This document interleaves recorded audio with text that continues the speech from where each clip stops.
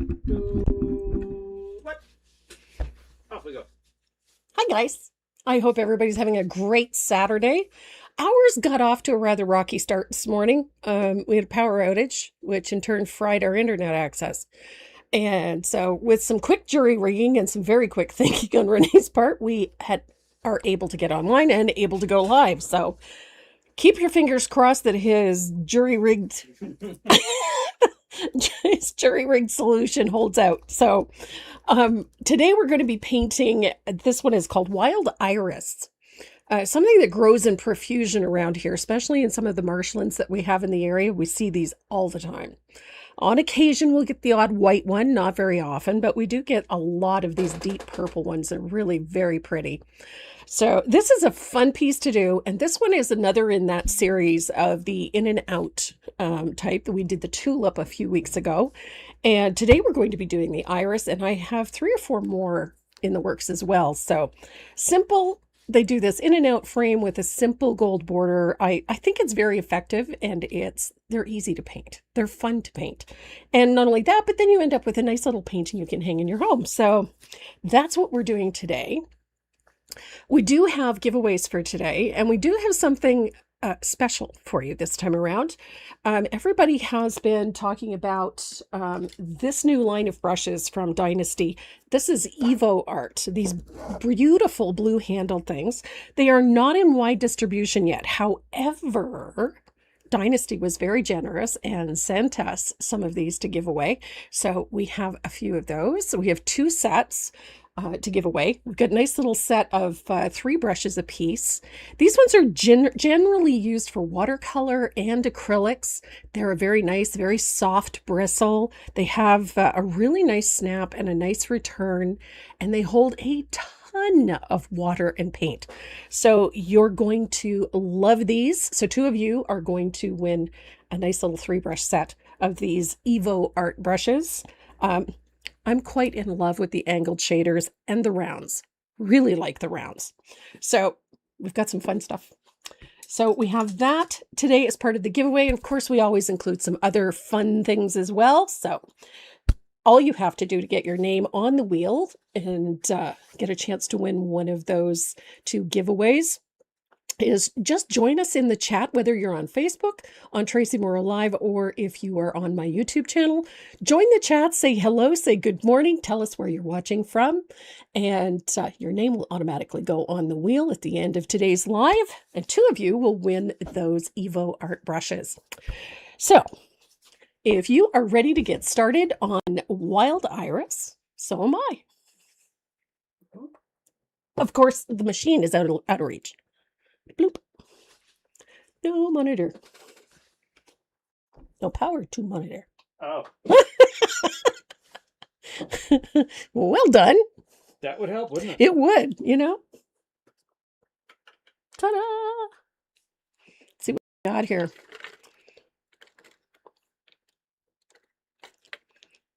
There it is. Hi, Ramona. Are you calling me love bug, or are you talking to our friend in Winnipeg? Has Patrick given an update? I haven't seen anything, but the news is really scary. So hopefully Patrick's family is okay. They're terrible, terrible wildfires in France. So those of you who don't know, Patrick is a good friend to a lot of us, lives in France.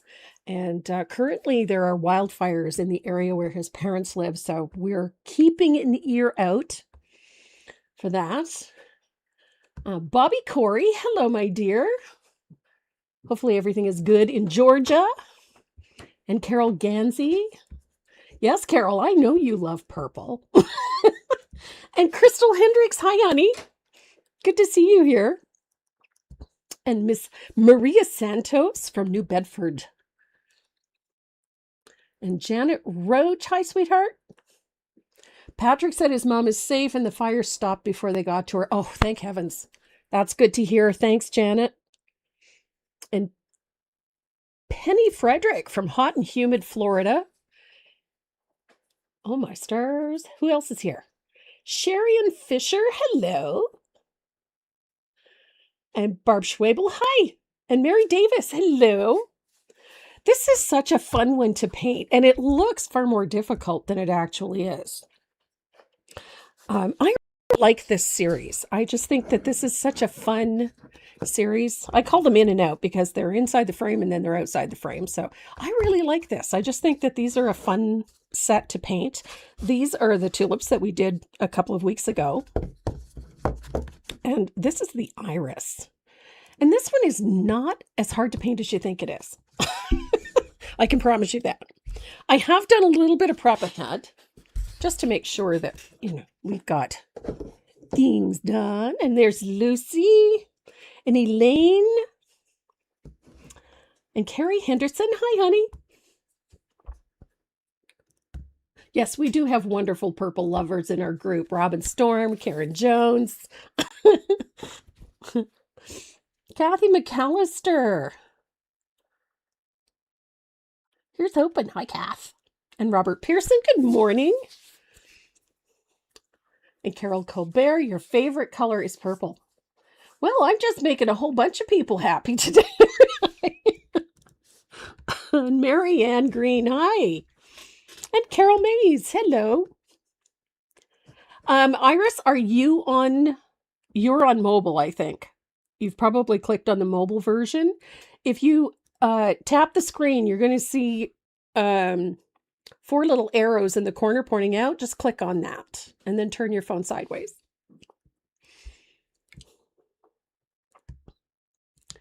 And Tina Katera. And Sandy Greco. Hi, honey. And Janice Cubic Reed from Florida. Hello. And my pal Donna. Donna and Rich. Hopefully you guys are well and not bothered too much by all that horrible smoke. We got a little taste of it the other day, but not much. And Linda Morgan, I'm sorry, sweetheart. I didn't mean to miss you. Sometimes this chat window goes sailing by.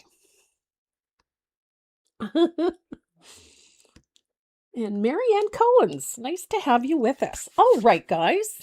There's my pal Deb Buckman Easton. And before anybody asks, tonight we are having lemon grilled chicken. I marinate chicken thighs in rosemary, lemon juice, olive oil, and a little bit of garlic, salt, and pepper. And then those go on the grill till they're nice and crispy on the skin.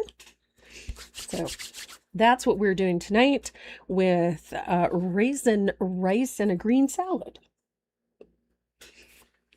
And raisin rice is to die for if you haven't made it. It's so good.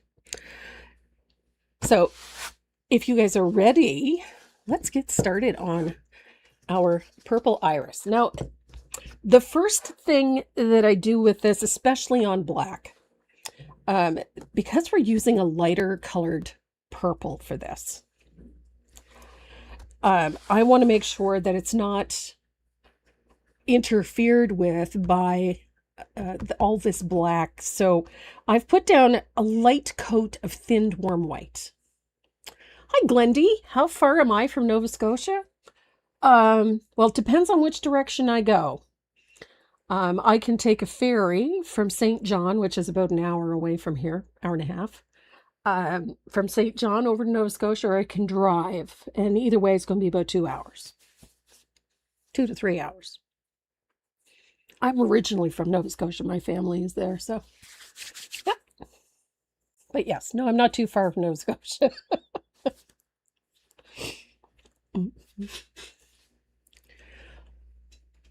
Homemade chili and cornbread. I did that the other night.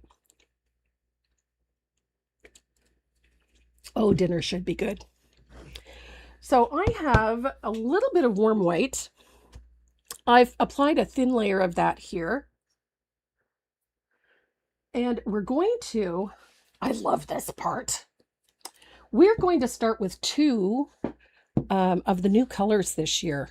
And this is them. I'm using After Dark and Lavender Haze.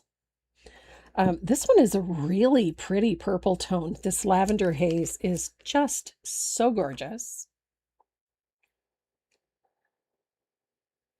Absolutely luscious lavender tone.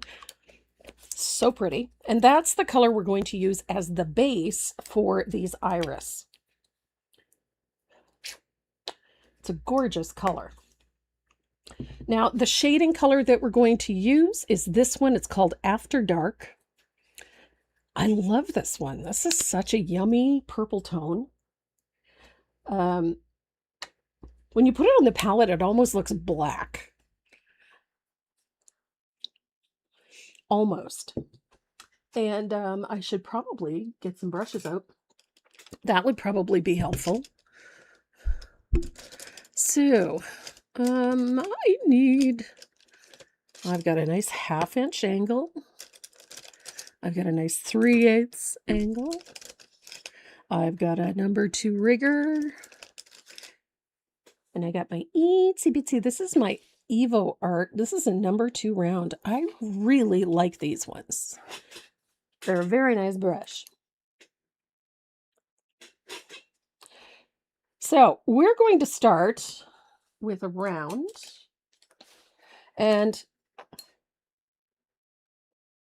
I'm using a little bit of Joe Sonia's. I cleaned up my Joe Sonia bottle. And I'm going to load the brush up with,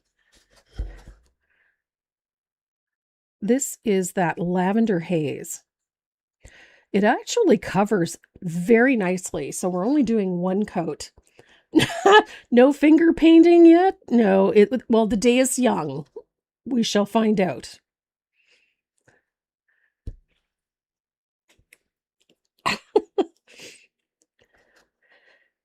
So, as you'll notice, I left a thin, narrow space between each of these segments.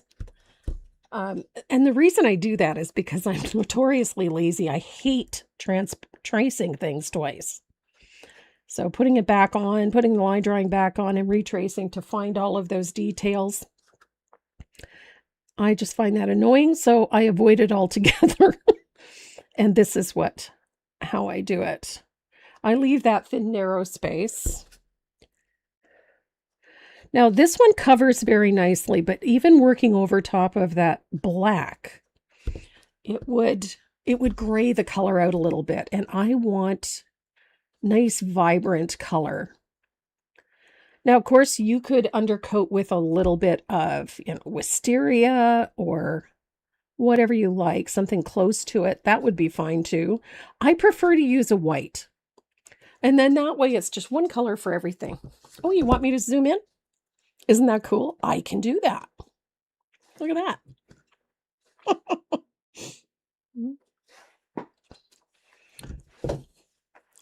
I love the fact that I can zoom.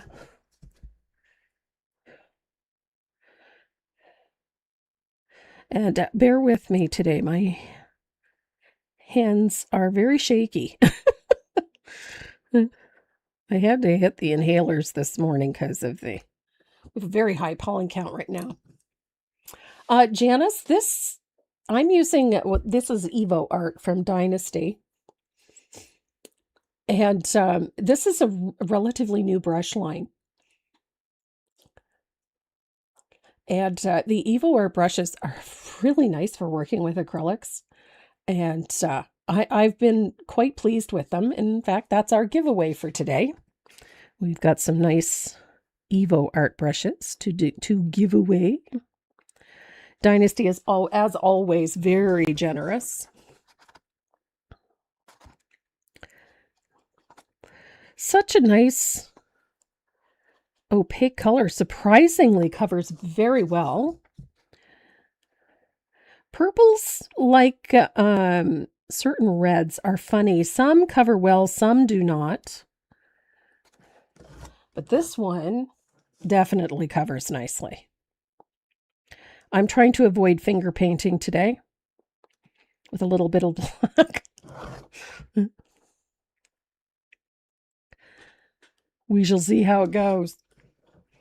Hi, Corinna. How's the weather in Nova Scotia today? You're down in Kentville.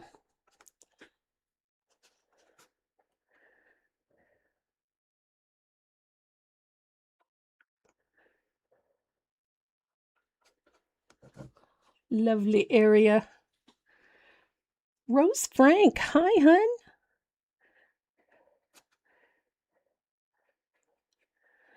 From Washington.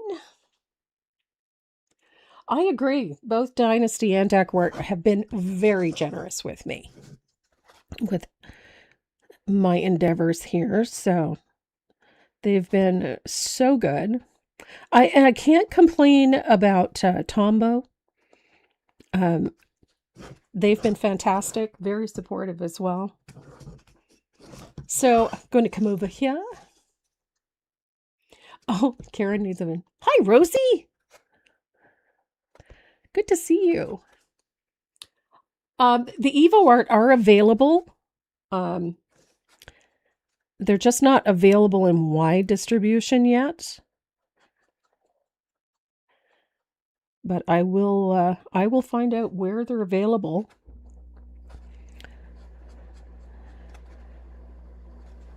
And let you guys know. In the meantime, we've got some wonderful samples for you guys to play with. For us to give away that you guys can try out. But I'm really loving these rounds. They have a nice little angled shader too. That I'm quite pleased with. I don't often use tiny little brushes. Hi, Karen. Karen Stolla from Attleboro, Massachusetts.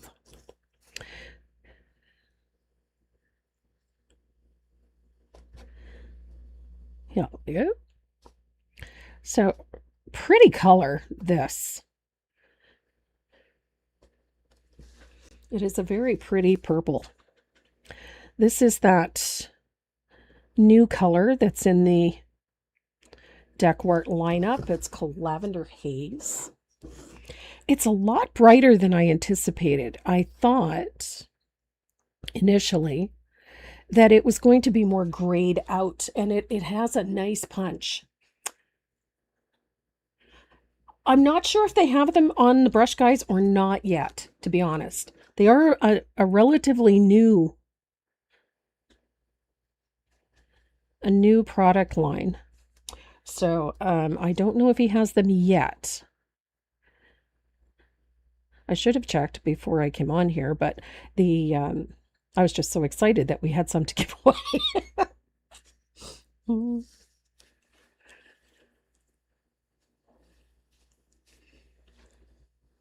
What am I using? Lucy, Renee and I, we knew my other camera was just about done. We calculated that the other camera had done approximately over 300 lives. So it was doing some weird stuff, and we knew it was on its way out. So we decided that we were going to go with a higher end camera. And so we got this one. This one is called an Elgato Prime. And oh, thank you, Janet. So we got ourselves a higher end camera. There's Heidi from Timmins. Hope you guys aren't getting as much smoke as some areas. And Kathy Barnett. Hi, Kathy. I try to say hello to as many people. If I miss you, I'm sorry. The chat flies by sometimes. And I don't always, because I'm looking down at what I'm doing, I don't always see your names. Oh, yeah, this thing, it can actually... Okay, here's max zoom. I can get a lot closer.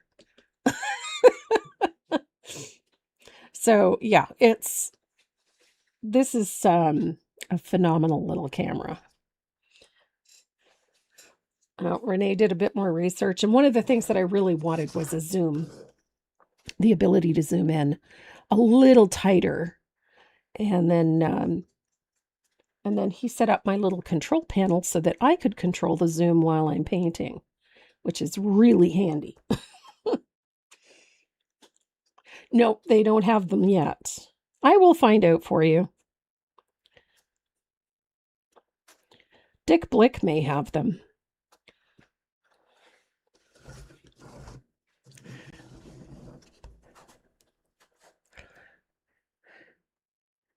There we go. Look at that. So on this big iris back here, there are spaces right here. These two right here. These are actually petals that are at the back of the flower. So they get painted the same color, but we're going to do some really heavy floating back there to make them a bit darker. So we shall do that. Oops, daisy. Here we go.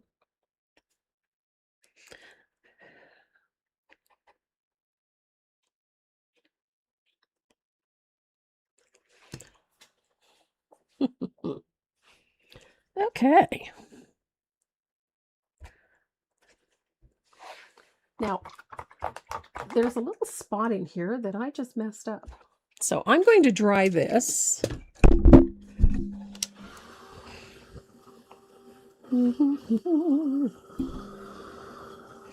Now, one coat is all you really need because this really zooms in quite nicely. I like this. Oh my goodness. Well, I tried to. And the rain.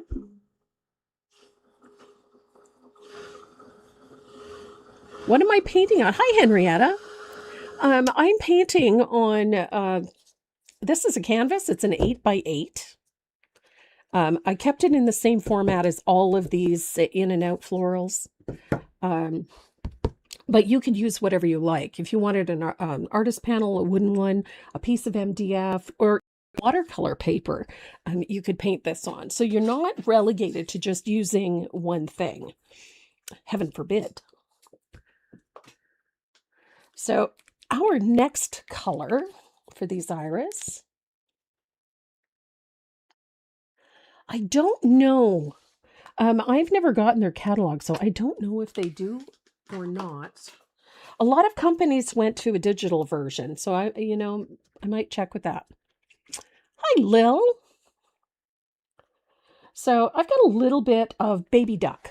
I love this color. And we have a little beard here, this yellow portion on our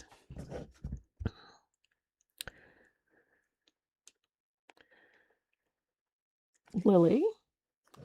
So these little pieces here, and it's just a little, I'm literally just tapping in a little color.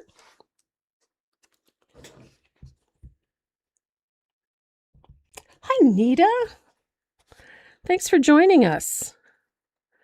So we're going to do that little beard on these flowers just with a little bit of baby duck. And keep in mind that these things are a little on the fluffy side, so it's okay if it's not perfectly straight. I kind of like it stippled in. It looks a little bit more realistic this way. And let's face it, we're not going for photorealism here. And then we've got a piece at the back right here. Like that. I like to get a little heavier with this one because it really draws the eye towards this flower.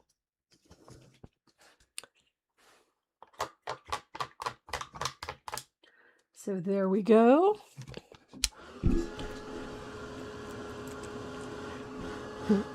Hi, Sue. And Brenda Ellis. Hello. And Sherry. Hi, Sherry.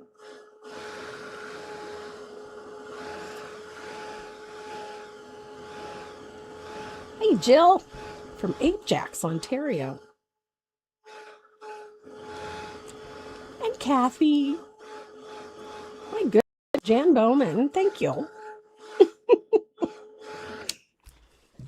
So we're going to take a little breather, and then we're going to come in and start working on these leaves.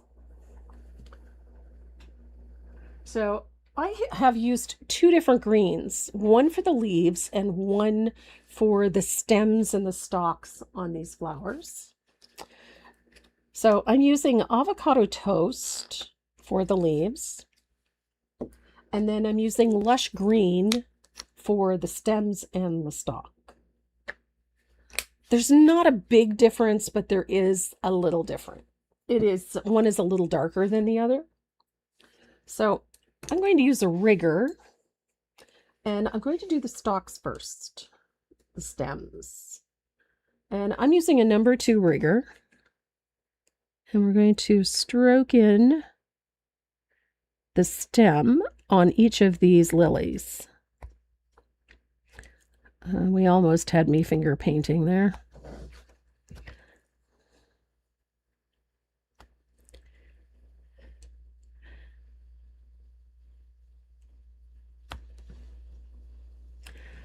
Hi, Sharon. A rigger brush is similar to a liner with one significant difference. If most people look at it and that's the first thing they see, this looks like a script liner. I'm going to zoom in, max zoom here a little bit so you can see this. This is a rigger. It looks somewhat like a script liner. The only difference is when you press this brush out, you get a straight chisel edge, just like a flat brush. So essentially it's built like a flat, long elongated bristles that come to a squared off edge. Whereas a liner, when you press it out like that, it rounds over like a round brush. This one creates a chisel edge. I use these almost exclusively for doing lettering, but you can also use them for doing these narrow places like the stalks and stems on these flowers. They're ideal for it. Now, the nice thing about this particular rigger is that when I press down on this, I can paint a space that's nearly a 1/4 inch wide with that brush. So it makes it very convenient for painting narrow, tight spaces. But also, because it has that chisel edge, it makes lettering so easy. Because you get that nice clean line. Here we go.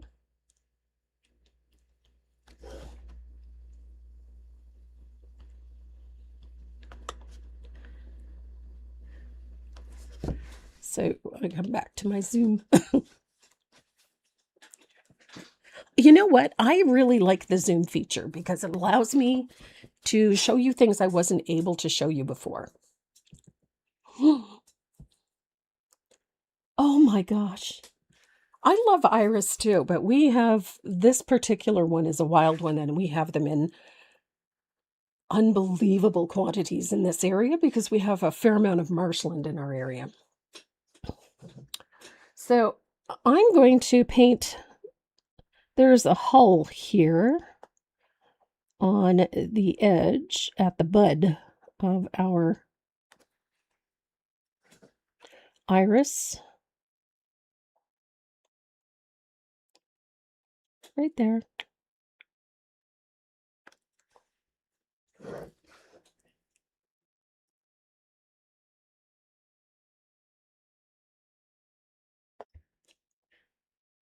Interestingly enough, the green is darkened by having that black background, which works in our favor. That's fine. Yeah.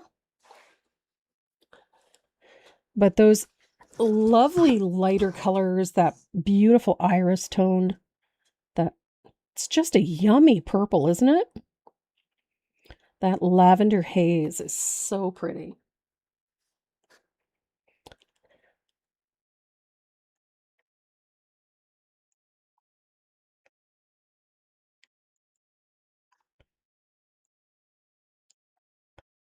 There we go. So we have our stalks and stems based in. And I'm going to switch to a round, and we're going to move into using our Avocado toast. I love this one.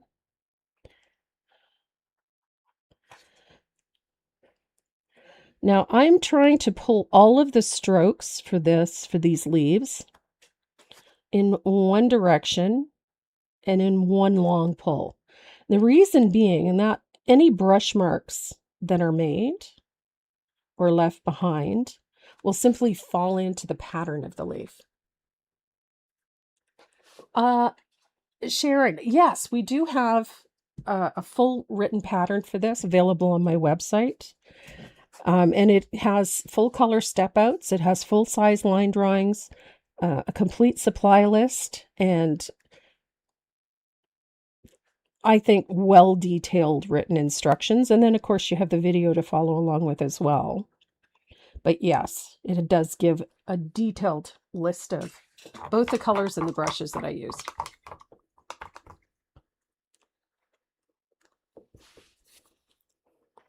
And if you're looking for my website, it's tracymoreau.net.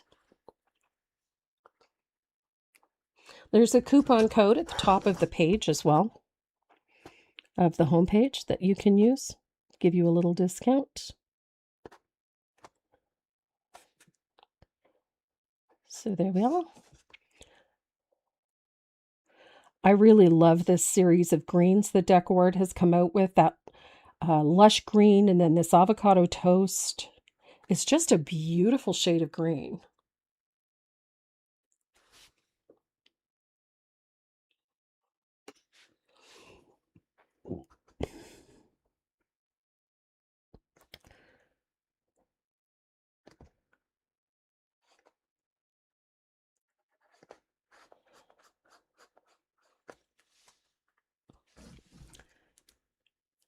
Oh, thank you, Karen. I appreciate that. I do try. I do try to make my patterns as easy to read as possible and hopefully clear so that you're not left not knowing what you're supposed to do. And of course, if you ever find something in a pattern, say an instruction is missing or something isn't clear enough, I'm always willing to help no matter what. I would rather you succeed.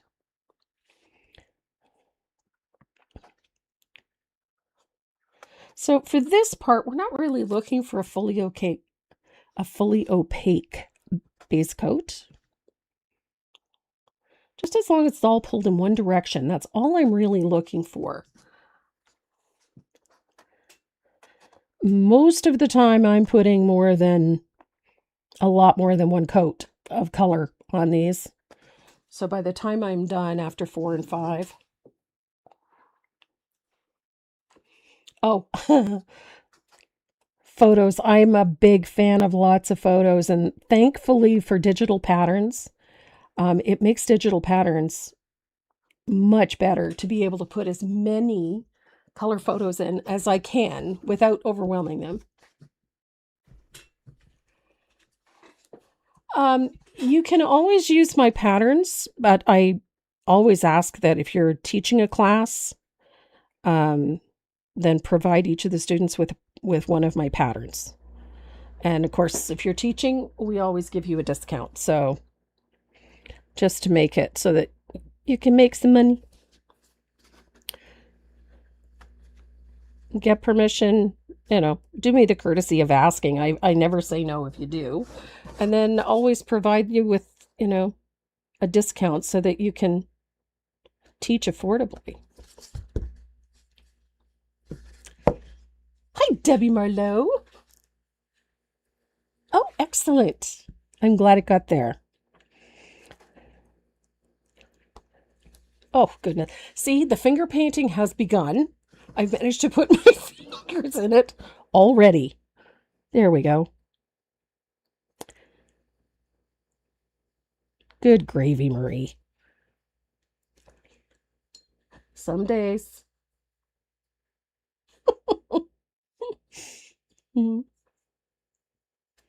I love that strawberry pattern that we did a few weeks ago. That one it's fun and it's easy to paint, and It looks so pretty when it's sitting in the kitchen. I have one in my kitchen and I love it. Da, da, da. What do you know? I finger paint a lot. Look at this. Amazing. You should have seen me yesterday.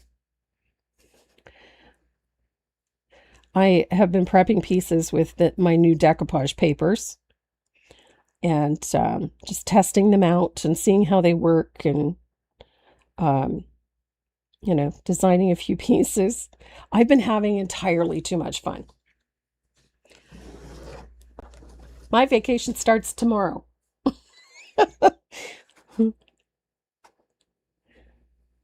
I'm taking a mini vacay for just a week. I want to spend time working in my garden, and we have beautiful walking trails here, and I have not been out yet this year. So I've just been a little too busy. And I want to spend some time with my daughter, and, that doesn't involve packing things or painting things or whatever.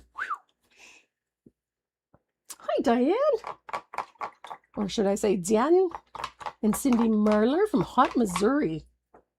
And where am I going? I'm not going anywhere. I'm staying home. We're having a staycation and just to work in my garden and my flower beds and have a glass of wine in the evenings. You know what I mean? Just to max relax for a little bit. Hi, Sandy and Lil. Lil, I'm with you there. My mother used to tell me that if you don't get dirty, you didn't have fun. So this is one of the things I love about working on a black background. I managed to get an ugly right in there. And especially when I'm working on a black background, I manage to get my fingers into everything. So I usually wait until the end of when my piece is finished to take my rigger and then come into all of these little areas and clean up edges. I just pull a little bit of black in and clean up, sharpen the edges of things. Oh my goodness. Exactly, Kathy.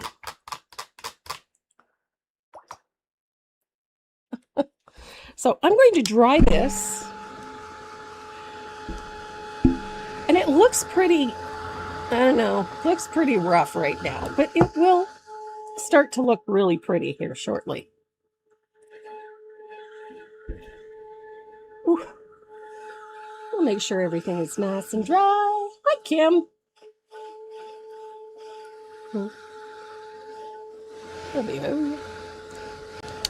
So for those of you that are on your phones or you've managed to click on the one that looks like I'm sideways, that is actually the mobile version of our video. So if you want to, you can just go to my my YouTube channel and you click on live and it'll give you two options. It'll show you two streams. One will be sideways, the other one will not. And the one that is not is the full screen version. The mobile version, if you were on your phone, you just tap on the screen and four little arrows will show up in the bottom corner. If you touch that and then turn your phone sideways, you will get a full landscape version of it. So that's how that works. It's just something new that we are trying. Karen Marburg, what am I doing with decoupage papers? Oh, wait till you see. I'm having entirely too much fun with decoupage papers.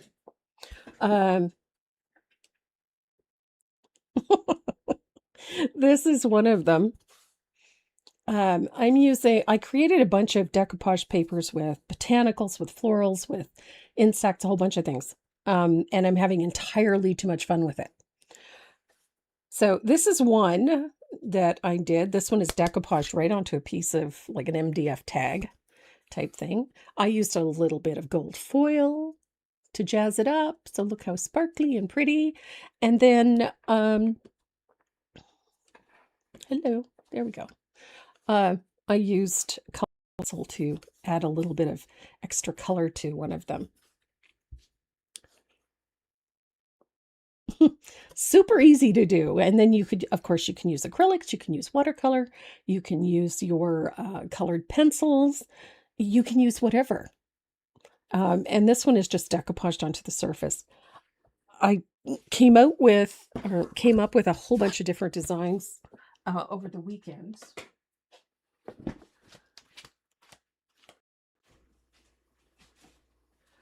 This one is called Entomology. Too, because there's one up on my website already. I'm loving these. I'm having way too much fun. This one, I've done a page, almost like a scientific page, with butterflies, death head moth, jumping spiders. I know, who? Me? Spider? Yeah. A whole variety. Monarch butterflies, swallowtail butterflies, honeybees. And they're busy. There's lots of stuff on them. You can color into them, paint over top of them. You can do so many fun things with this. And I found a really beautiful quality paper so that we can print them. If anybody needs them printed, so we can print them. And they are, by the way, in grayscale, so you don't have to worry about printing them in color. And then you can add whatever colors you want. I am so hooked on these. And working on these with colored pencils has been entirely too much fun. So that's my latest project. I've been having way too much fun with it. And it's you can adhere it to almost anything. I've done 2 entomologies. So this is the newest one. And then I had done one that were more scientific. Those ones are up there. And then I did a bunch of botanicals. Oh, they're a blast to work with. You can do so many cool things. So we have a dragonfly. I love dragonflies. I must love dragonflies. I have them tattooed on my legs. Yep, exactly. Hi, Karen. Karen Ezzo. And Linda Johnson. Hello, Linda.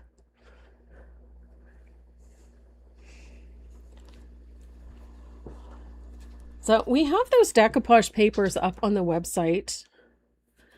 And and it's a download. So you can print them off on your own printer. Whether it's inkjet or laser, it doesn't matter. If you're going to be decoupaging them onto something and it's from an inkjet, you just spray both sides with matte spray. Just one light coat is all you really need. And they will work beautifully. That's what I did with those. So you can do fun things with them. Everything from paper crafting to painting. They will adhere to artist panels beautifully. So you can have way too much fun. And Fogg's been playing. Yeah. The first round I did, I got them way too dark. So I found the sweet spot. So we're going to paint the dragonfly, and we're going to need a little bit of asphaltum.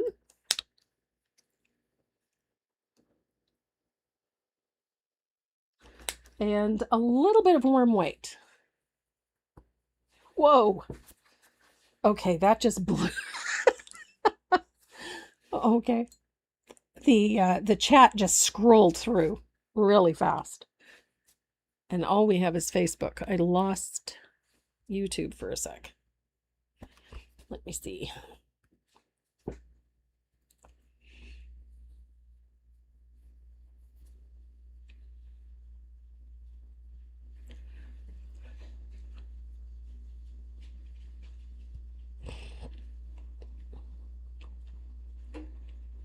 Let me see.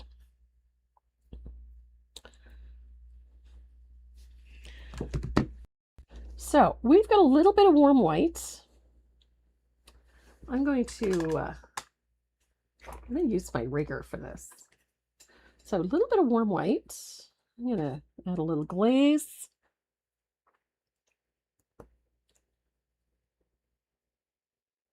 Ooh, nice. Yeah, there's no reason why I wouldn't print nicely. Brenda, I'm with you. It is addictive to make them, I gotta tell you. Playing with my tablet and oh, I could spend hours making those, designing those, and just playing with them. I'm just, oh, it is addictive. So I'm going to base the wings. Let's zoom in again. There we go. I'm going to base the wings, much like I based the purple on. I'm going to leave a space between each of the segments. I'm going to make it as thin as I can, but I'm going to leave a space between them.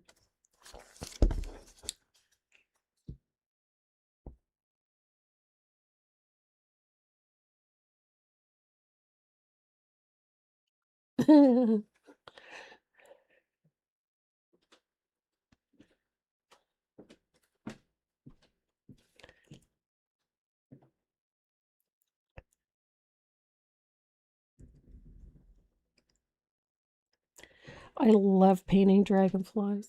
Now, there's two ways that you could, yes, it's also therapeutic. It is therapeutic, God knows. I have a couple of signs in my studio. One says art is cheaper than therapy, but not by much. And I have another one that says perfection should be avoided at all costs, that my dear friend Sheila Landry made for me. I absolutely love it. It sits right above my desk. And Renee got me one the other day that I couldn't help but laugh at.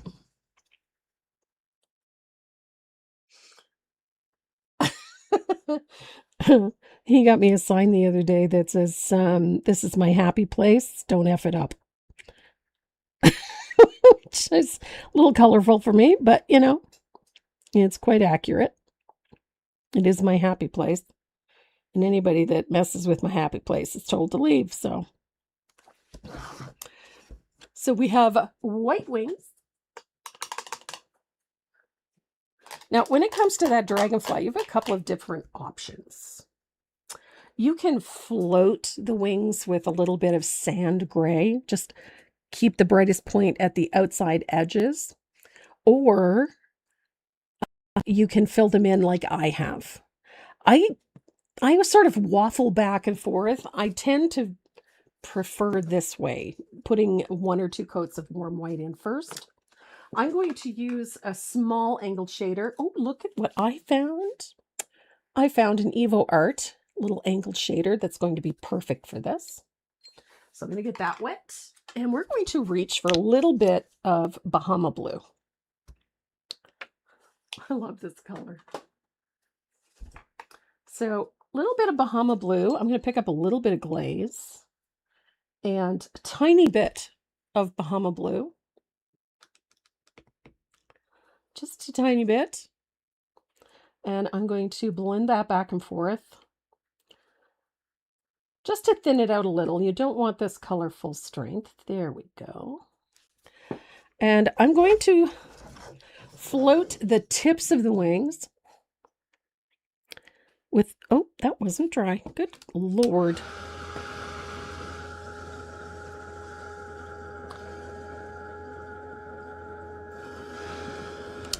I have to put some color back in because I just removed it.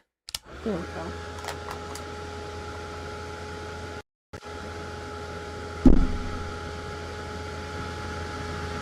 Oh my gosh, that's a long time ago. That's a long time ago. But yeah, I have habitually done this because I'm lazy. I don't like having to trace things on again.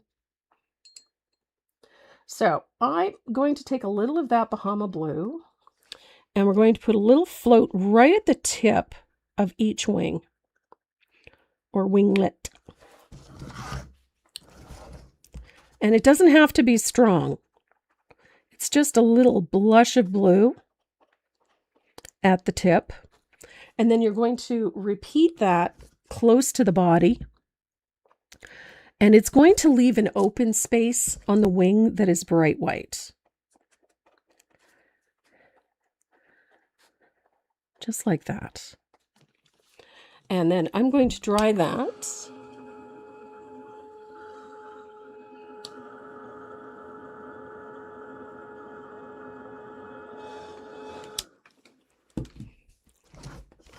And then we're going to put a little float of thinned Bahama blue right underneath that top wing. Go right over that little space with the Bahama blue.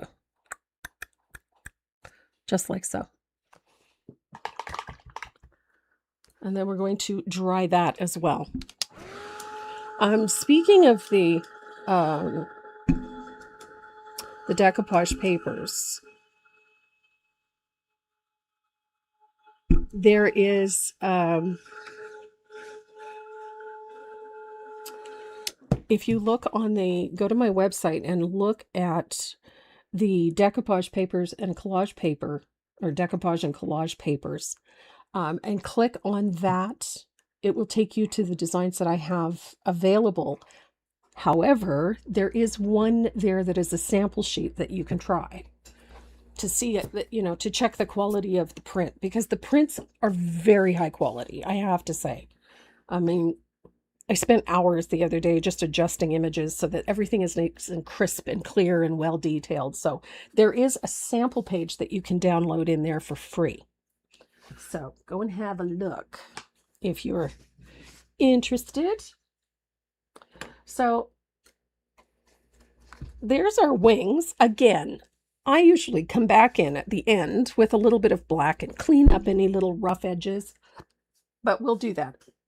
So I'm going to use my rigger and a little bit of asphaltum, and I'm going to pick up just a smidge of warm white and just make sort of a lighter brown. And I'm going to just quickly paint our dragonfly here. And again, I'm leaving spaces. So little dabs of that lighter brown all the way down the body to the tail. Let me zoom in a little closer so you can see what I've done. There we go. Look at that. Hi, Nance. I know, Denise. It's a shock. Everybody's shocked. I know.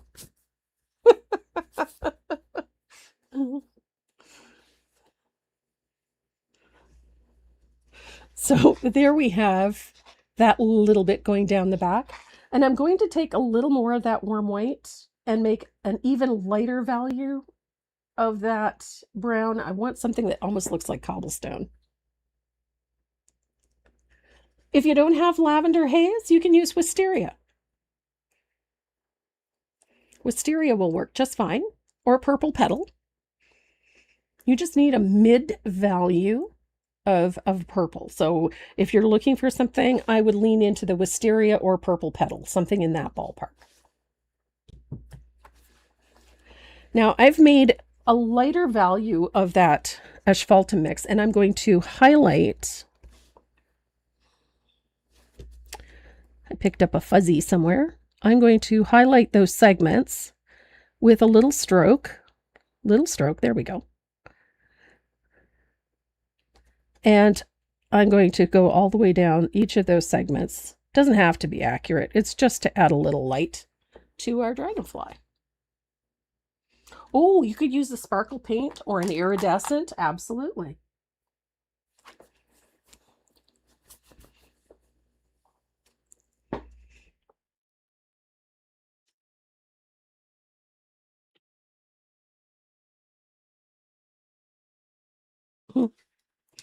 So I'm going to dry that.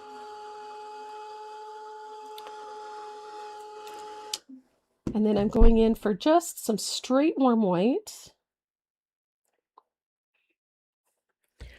And I'm going to add a brighter highlight with just a few little dots just a few of warm white going down that body. There we go. And that makes our dragonfly stand out quite nicely. So remember what I said earlier? You can take a little bit of lamp black, and any areas that got a little rough, like the top edge of this wing here, where your float of Bahama Blue may have drifted over the edge, you can take a little bit of lamp black, thinned, and just clean up a few little spots. Wherever it might look a little imperfect or a little rough, it just gives you the chance to sharpen up the image a little bit. So there's our dragonfly. So I'm going to dry him, and then we're going to do one more step, and our dragonfly is done. So I'm grabbing, again, my little 1/4-inch angled shader. And I'm going to pick up a tiny amount of asphaltum.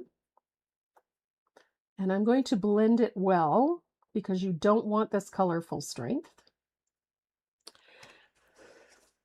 And I'm going to float underneath the wing and right over top of that Bahama Blue with a little float of heavily thinned asphaltum. And I'm going to do the same thing close to the body.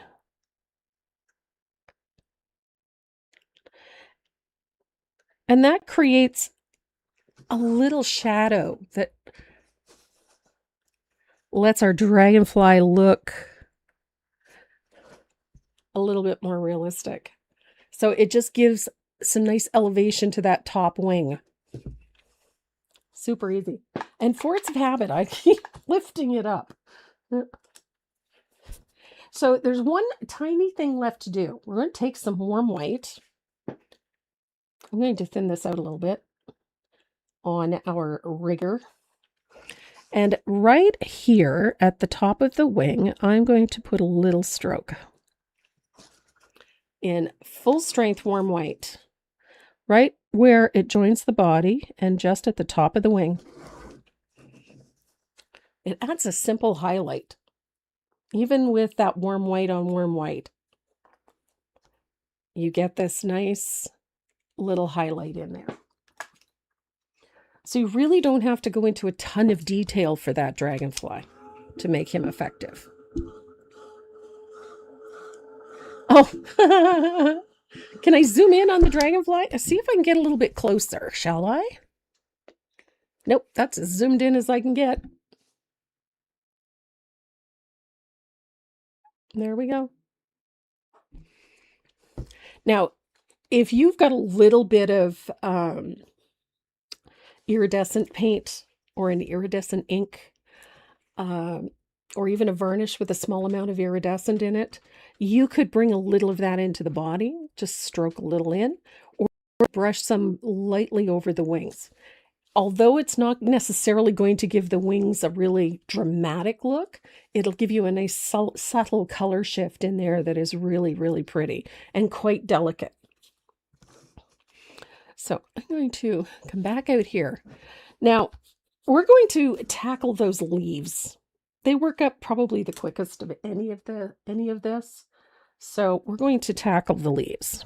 And I've got a spot here that I am not happy with. There we go. There's a little transparent in there. So I've got a nice little 3/8 angle. I've even got a 1/2 inch angle. So I've got a 3/8 faux squirrel angle. And we're going to start with shading those leaves. And the color that I chose to use was this one. This is Black Forest Green.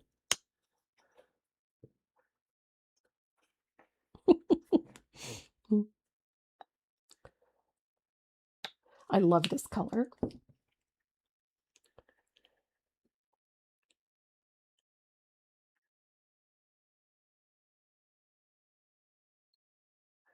So a little bit of glaze on my brush. And I'm going to pick up a small amount of that Black Forest Green. This is a really vibrant dark green. It has a high phthalo. There's a fair amount of phthalo green in this. So it gives you a really nice tone. Now we're going to start with the darkest areas first, and I'm going to float that green into these lower areas first. Down in here, where these leaves are tucked in behind.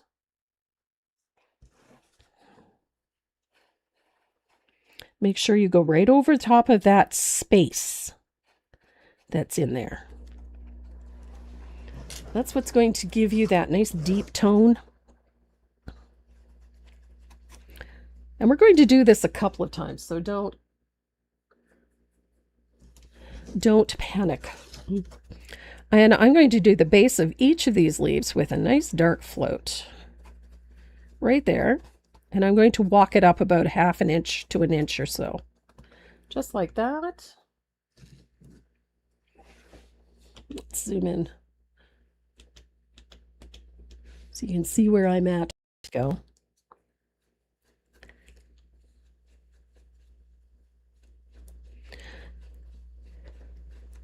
And this is where I see a lot of people struggling with a float. Hi, Linda and Nancy Ficardi. Oh, oh, the palette's overlapping the dragonfly. There. Better?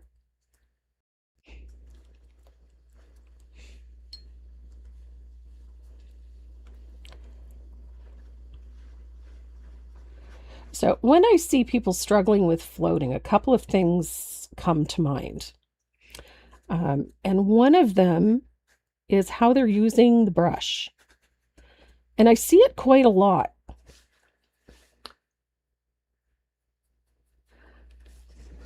I'm going to turn you this way. I see it quite a lot. And one of the things that I've noticed is that we have this tendency to turn our brush. I don't know. I haven't seen Karen today.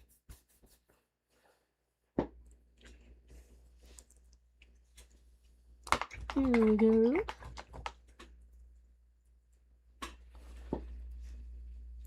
I'm going to come back out here. I wanted to show you something really quick. I've got a panel over here. I'll show you one. When it comes to floating, I find the one thing that people struggle with, and I see it a lot, is this. So they pick up a little bit of color on their brush, just a little bit, and then they do this. Blend, blend, blend, blend, blend. But what they're doing is they're only going in one direction. And so you only have paint on one side of the brush. So you should be going back and forth like so. And then when I see them go to their surface, they do this. And they twist the brush on its point like so. And the problem with that is that you're only getting the paint that's in that first 1/4 inch of the brush. Whenever you're floating, make sure the entire chisel edge gets on the surface.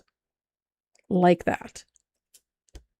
If you twist the brush up onto its tip, all you're getting, again, is that first little piece of the brush. And it doesn't give you a float, it gives you a line. Whereas if you have the whole chisel edge on the surface, you get a float. And the float is supposed to give you a gradient going from darkest to lightest across the brush. So to load the brush, you pick up a small amount of color. You blend it back and forth on the surface. You come to your surface and you pull. And this way you get that gradient of color. So you go from dark to light. If I were to do that and rotate up onto the tip, like so many of us do, because I'm as guilty as anybody else, you don't get that gradient. You only get that first little bit of color. So whenever you're working with floating, Make a conscious effort to get that whole chisel edge of the brush on the surface. Your floats will get much better. The other thing that I tell a lot of people to do is this. Just hang on 2 short seconds. I posted about it the other day. I put a nifty little sign up. This is also one of my favorite tricks, is this. This is a kitchen sponge. You get it nice and wet, and then you wring as much water out of it as you can get. And I do mean as much as you can get out of it. And then when you pick up either water or glaze, in this case, I'm using a little bit of glaze, sometimes there's too much moisture in the brush. So just touch it to that wet sponge. It'll draw off the excess without pulling all of it off. Paper towel has a tendency to pull all the moisture out and until it gets wet. And then by the time it becomes saturated, it will no longer pull moisture off where the sponge will. So you just touch it to the surface, pick up your paint, blend, blend, blend, blend, blend, and then come to your surface and you can float your color in. And it'll give you a nice gradient that you can work over.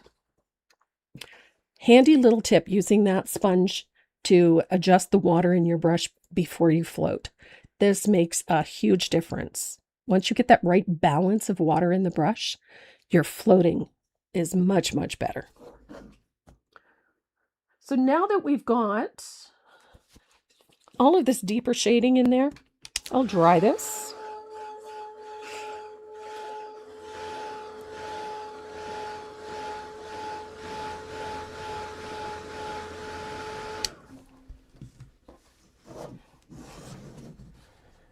And I'm going to pull a float up the center vein of my leaves using that same color, that black forest green.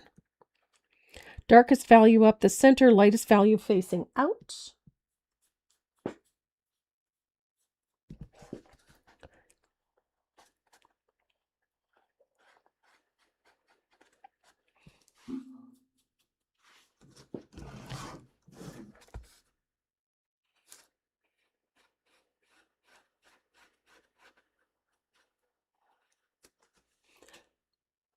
Floats like this. Zoom out a little. Okay. Whoops-a-daisy.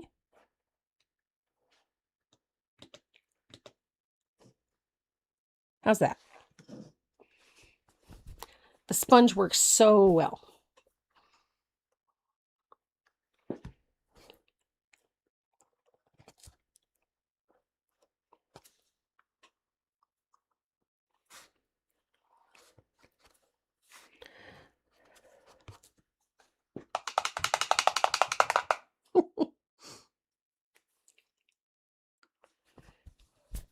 Oh, it makes a big difference to the quality of the float because once you get the balance right, it makes it so much simpler to do it.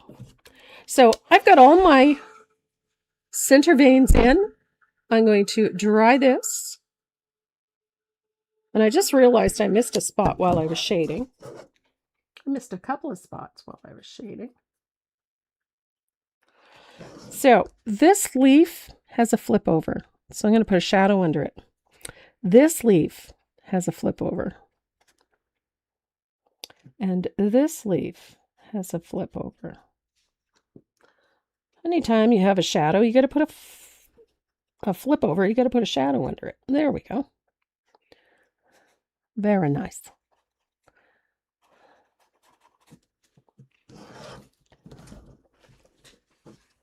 Hi, Brenda Walls. The sponge is super easy.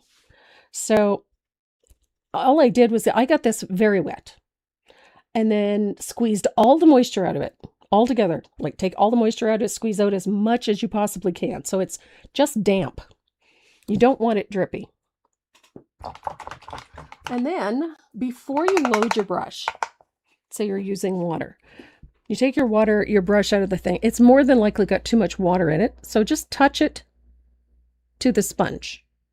And that draws out the excess moisture out of the brush so that when you go to pick up paint and you go to blend, you have just enough water in the brush to float with. And this works great for shading, for highlighting.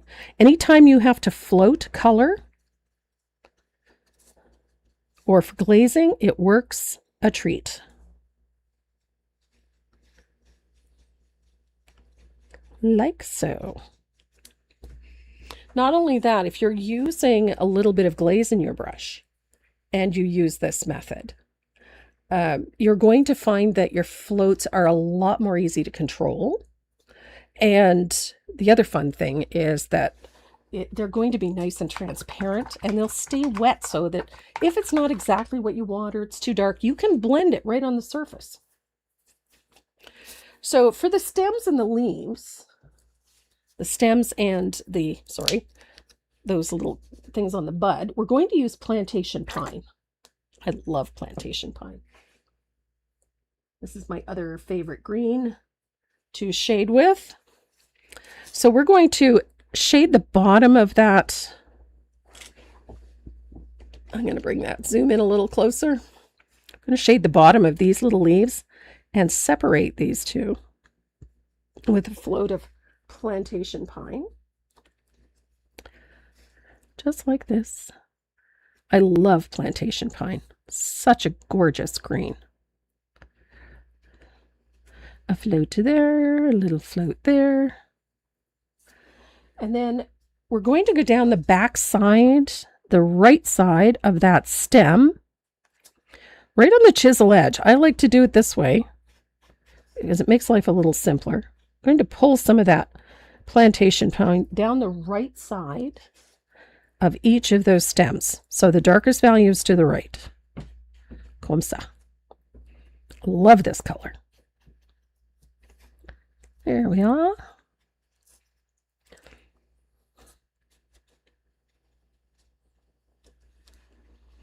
So we've got a shadow in on that stem as well.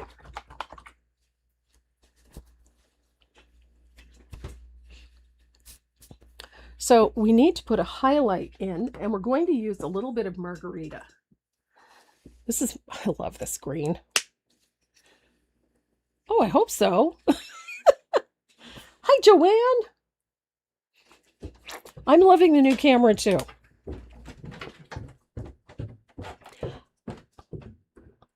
No, Lucy, my brush is always flat on the surface. Point in, keep the whole chisel edge of the brush on the surface.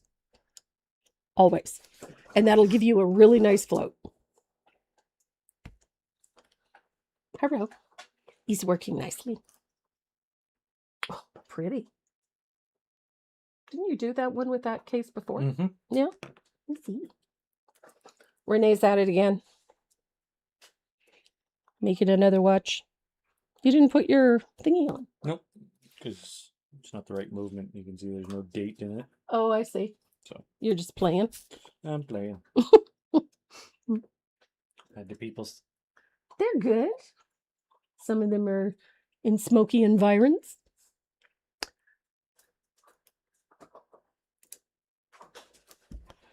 So I've got a little bit of margarita on my brush.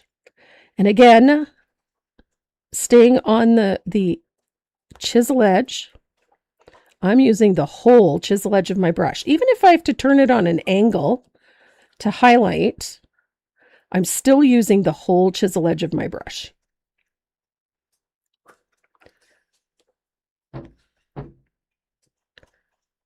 Hi, Linda. Is that Mr. Franco? Yeah. Yeah.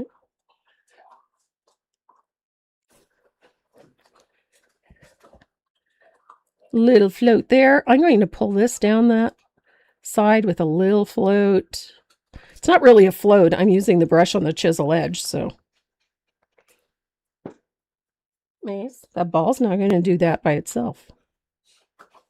You'd be surprised. Over here now. Mm-hmm. So I see. Need a little bit of that margarita at the top of those areas there.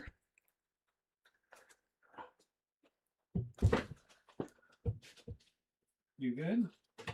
I've always believed that if you find yourself having to tip your brush up onto its point to get it in there, then you need a smaller brush. So I'm going to turn this. Oh, no, I don't have to. Hello. I'm going to float a little of that margarita right there. And a little bit right there.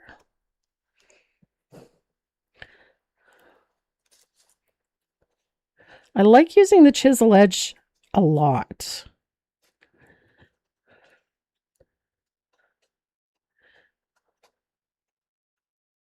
Look at that. And come down here.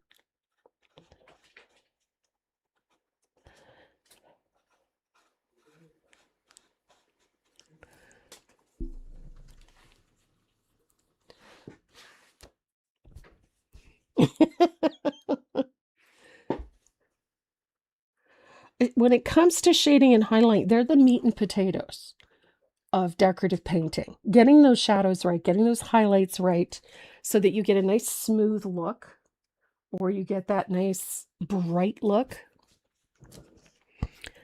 Not everything has to be done in one go. I'm a firm believer in that.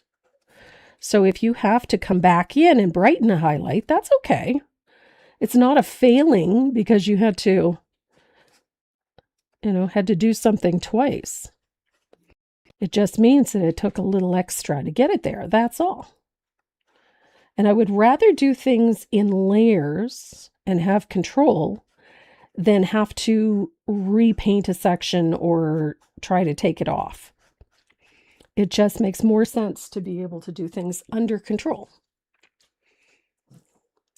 I love margarita for this. It brings flowers, they just pop to life. It's such a nice, vibrant yellow green. Now, this leaf over here, right from the start, has looked very rough to me. But it's also the highlight side, so I can bring a little margarita in right there and sharpen that edge.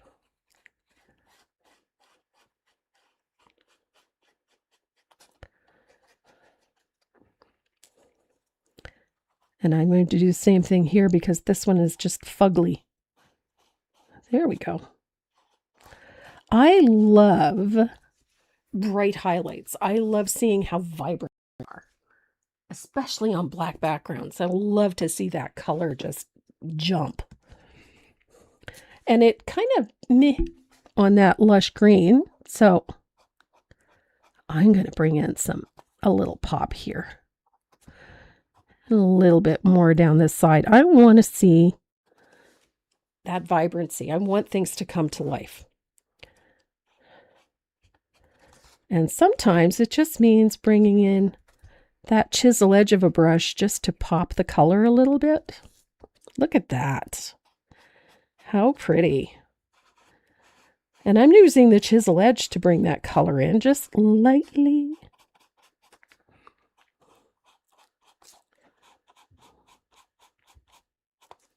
Look at that. Let's pop that a little bit. Yum. You need me to bring it in a bit more? How's that, Joanne?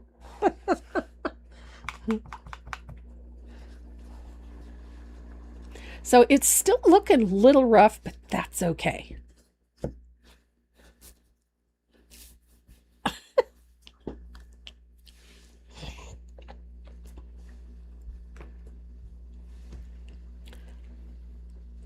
Super pretty. So I'm going to take my brush and I'm going to pick up a little bit of asphaltum. Just a little. Again, we're just going to tone some of these. And I'm going to bring a little asphaltum up that center vein. Like so, in these shaded areas. Like so. I love asphaltum for this. It does wonderful things without putting a ton more color on. It deepens our highlights, or brightens our highlights, deepens our shadows. Just a little. I absolutely love this camera. I also love that I can play around with it. So I'm going to rinse my brush. And I'm going to grab my rigger. And I'm going to pick up a little bit of margarita and a little bit of warm white. I'm going to make this a little more, I hate the sound of this word, opaquer. I don't like it, but apparently it's proper English. I like it a little more opaque. So I added just a touch of warm white to it, and I'm going to use the chisel edge of my brush to stroke in those little foldovers at the tip of the leaf. And I like them to be very sharp at the tip. I just think it works really nicely.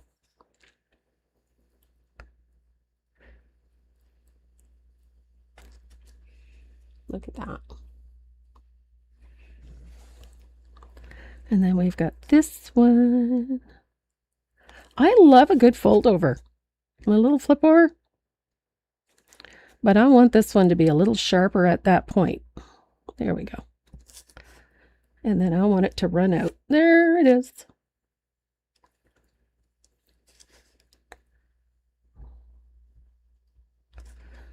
Now, take a little bit of that lighter value. Hi, Janice. Did I use gesso on the board before the black? I usually use a black gesso on it.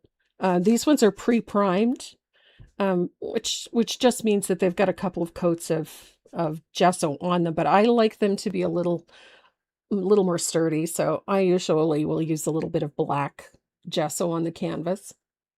And sometimes I'll just mix my acrylic black paint with a little bit of black gesso and just roll her on.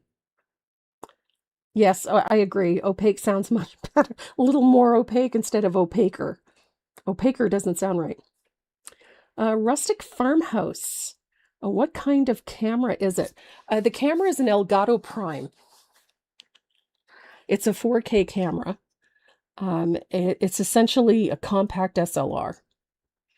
That's essentially, it has all of the features of an SLR. It's a great camera. Been really happy with it. Okay.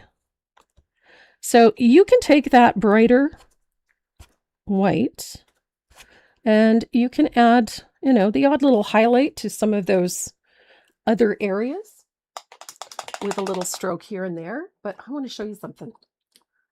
I was cleaning brushes the other day and I found an IPC point blender I used to use all the time, but now I can't find it again. I swear to God, these things have feet and walk away. No. Okay, guys. Where'd you go? What a fabulous point blender. I did find that one. I love IPC point blenders. I tend not to reach for them all that often because I can never find them. I found one. So this is a point blender. Look at the shape of it. It's just got this nice little point. It's a little stiffer. Sharon Elizabeth. Oh, yes. Actually, yes. Sharon, you're on Facebook right now. You can find it on the Tracy Morrow Live Facebook page, but you can also find it on my YouTube channel. Just look for Tracy Morrow Design on YouTube and click Lives on the top menu, and it'll show you the videos from previous lives. There's probably close to 400 of them at this point. There's a lot. I've painted a lot. So I'm going to take a little bit of that mixture that I just used. I'm going to put it on my little point blender. You can use a dome blender. You can use your favorite dry brush. I'm just going to use this point blender. And I'm going to dry brush a little more highlight onto some of these leaves in very specific spots, just on the brightest highlight portion. Okay, it would be helpful if I left paint in the brush. I took too much out. Here we go. Okay. So I'm just going to add a little extra highlight with a lighter value of that margarita that I've thinned out with warm white.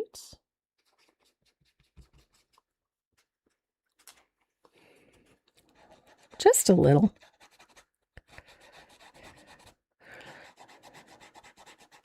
The reason I do this is I really love the texture of canvas when it comes to painting things like this. There's something about enhancing that texture a little bit that really works. And you can brighten highlights, on these areas. Now, hi, Jackie. One of the things that you will notice is doing this because I'm all over the place. I'm going to take a little bit of that lamp black in any areas where you kind of scooched out, cleaning up areas that got a little light, or maybe the edges got a little too soft. You can come in and clean that up. That's the nice thing about working on a black background. You have the ability to sharpen edges. And you can sharpen overlaps too. There is absolutely nothing to stop you from creating those crisp edges that we all love. My problem is I get too excited. The one I used is a small one, size small. Taz been shifty? She dropped it on the floor. I got news for you. Taz is always shifty. And there's a very good likelihood that that's why I can't find my IPC blenders half the time, because she has a tendency to steal them. But it gives those leaves a really nice soft look. So I've got one other step I want to show you for these leaves. Is if you find that you're losing, the detail, all that fabulous detail in the center veins, you can go back in, pick up a little of that shading color, and you can just shade the one side. Just sharpen that center vein a little. It does two things. It not only does it sharpen that center vein, but it also makes that highlight pop. So if at any time, your shadows are starting to look a little peaky and your highlights are looking a little wanting, you can get the point blenders. They're called IPC Point Blender, and you can get them from the Brush Guys. Brush Guys are my go-to. Don't forget to use that coupon code. I've got one for them as well. And it's Tracy M, so you get a discount on your brushes. There we go. Now, the Brush Guys are a discount brush supplier, meaning that they have they get really great pricing because of the volume that they purchase. And instead of just making it their profit margin, they actually pass that saving on to you. So they're usually anywhere from 25 to 40% off of list. Yes, Sandy McTeer has them too. And my coupon code for Sandy is Tracy M. Oh, don't we all? We all need a new brush. So one of the things that I like about this particular technique, I really like the fact that these flowers are coming from in behind this frame and going out in front. So I need a nice deep shadow down here. So I'm going to take a little bit of that dark green, that Black Forest green. Yep, this one is the small point blender. There's 3 sizes, small, medium, and large. I have them all and I love them all, but I usually end up using that one the most. So we're going to use a little bit of that Black Forest green, and I'm going to pick up a tiny amount of lamp black, and I'm going to blend that in to get a very dark green. And then I'm going to shade into this bottom area by using that ultra dark green right down here. And in behind, crisp up that edge. We need it a little darker back there. Down at the bottom. And don't forget, you've got to come up that center vein a little too. Otherwise, it just looks like a stripe along the bottom, and you don't want that. You want this to feel like it belongs. So make sure you pull a little of that darker color up that center vein. Now that darker value is going to help make this look a little more dimensional. I'm going to darken this spot in here and in here. So now it looks a little bit more dimensional.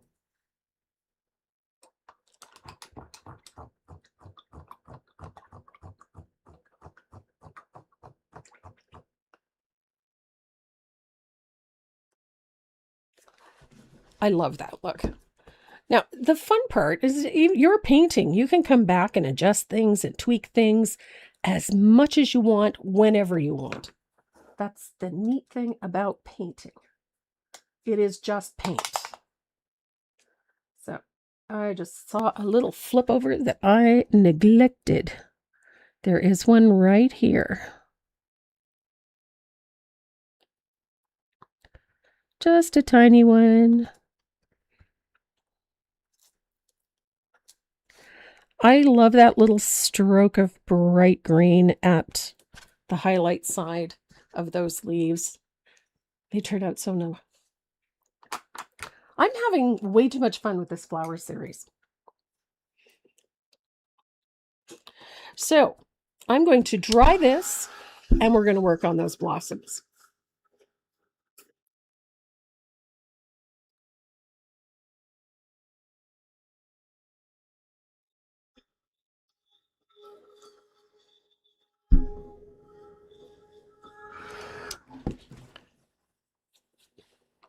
So I have poppies coming for this series, and I have columbine coming for this series too.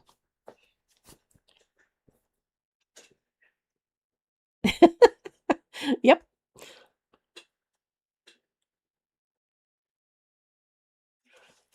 Yeah, I have red poppies and columbine for this bunch. I love this style. There's something simple and elegant about it. These three have dragonflies, and I will probably do something with bumblebees and ladybugs because I like bugs. I love columbine. I have two beautiful plants in my front flower bed that are columbine, and I just think they're spectacular. So I'm going to give myself a clean palette, and we're going to tackle the flowers. I'm going to zoom out for a second here, a little bit. Oops, a daisy, a little too far. There we go. That's where I wanted to be.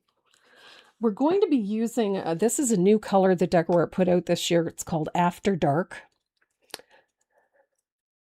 Did I ever think painting milkweed so I could include a monarch? Hi, Gwen. There we go.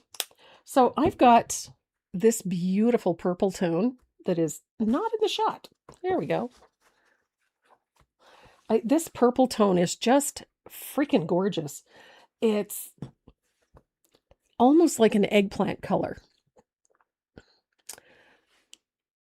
This is such a beautiful tone, but it is quite transparent, which is a good thing for us.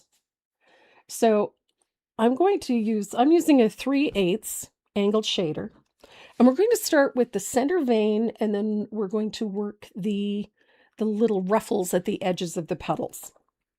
So I'm going to pick up a small amount of that After Dark. It's just a beautiful purple. You could use dioxazine, but honestly, it's not quite the same tone. It's a bit more jewel toned than this. And this one has that, I don't know, there's just something beautiful about this tone. So I'm going to start with this bud here, and we'll take care of this piece of business. And again, I'm using the whole chisel edge of my brush. To put that float in, I'm going to dry it.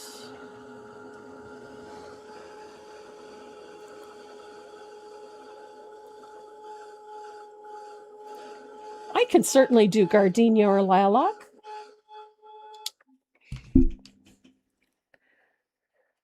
So I'm going to put a float of that right there along that seam.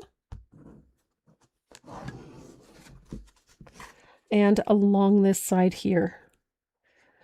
So you can see how this purple, this darker tone, changes that lavender haze. It instantly gives it such a rich look. So we have this little business back here. These are both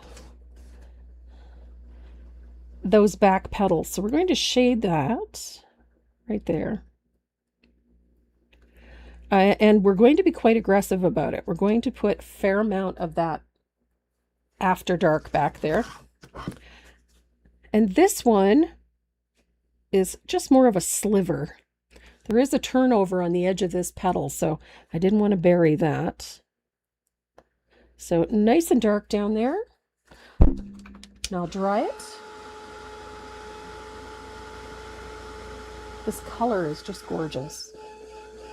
It's a bit more earthy, I think is the term, than our typical one. So when you're doing these ruffles at the edges of the petals, the part that goes up on this is the highlight portion. The part that goes down, which is in here, is that shaded portion. And it looks very rough. I promise you it will look better.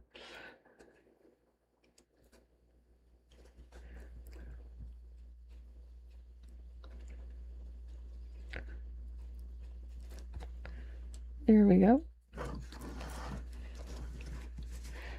The problem with painting florals that a lot of people get frustrated by is that it has a very long, ugly stage.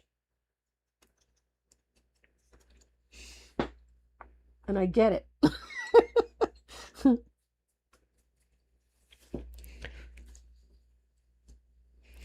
I did it ass backwards. No wonder I'm having so much trouble with this today. There's another value to having that sponge.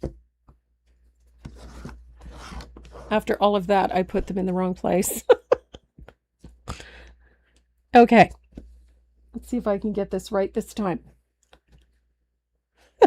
So here's where I'm going to put that little float. See that curve? Hello. That's where your float goes. I did it backwards. Pardon me. That's the problem with having too much coffee. So anything that you do in those little spaces, they have to come back towards the center. You notice that the heel of the brush always comes back towards the center of the petal. Like that. It's very messy looking, I know. As I said, daylilies, star lilies, very pretty. I have daylilies, the little tiny yellow ones, and I just love them. So I'm going to put a float down the here so I can gauge where this is going. There we go.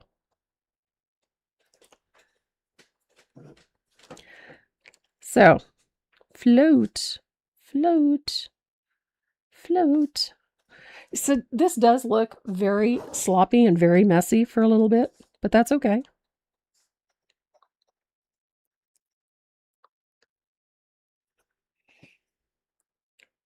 Just take that float right to the edge. And remember to keep, it always has to come back pointing towards the center.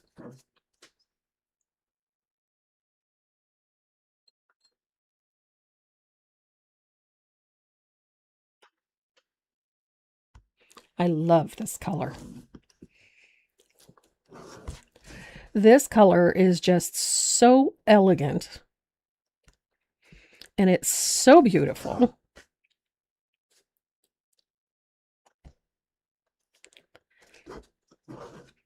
And I'm going to bring a line to the point. I'm going to put a float of this all the way around the beard that's showing, just like that.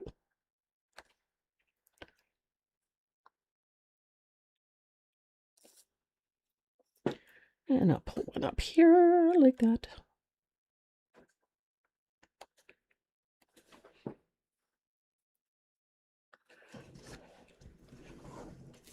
And do we need to come in a bit? There we go. How's that, Vicky?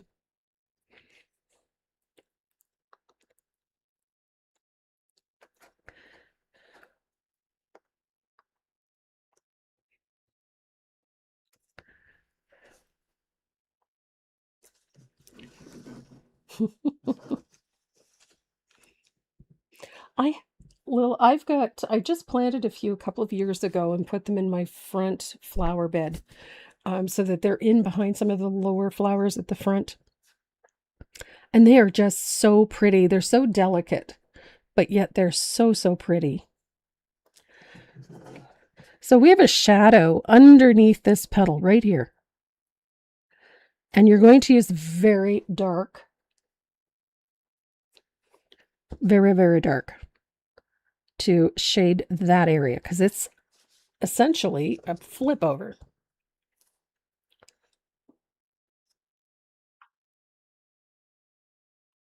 There we go. So I'm going to put a float in there and up and around that. Oof.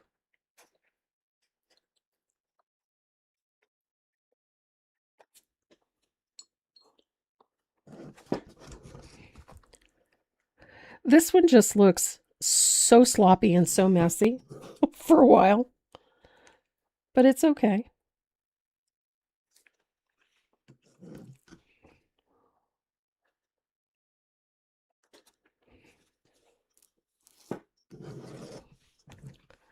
And I'm going to bring this down here.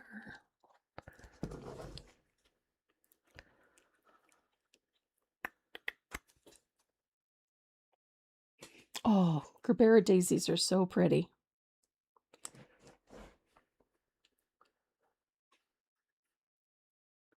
My front flower bed has this incredible clematis, big purple, like plate-sized blossoms on it. And I have the most incredible orange-colored echinacea. Completely by accident, I might add. I had no idea that they came in that color. I bought the plant and it wasn't in bloom at the time. I just assumed they were all purple. But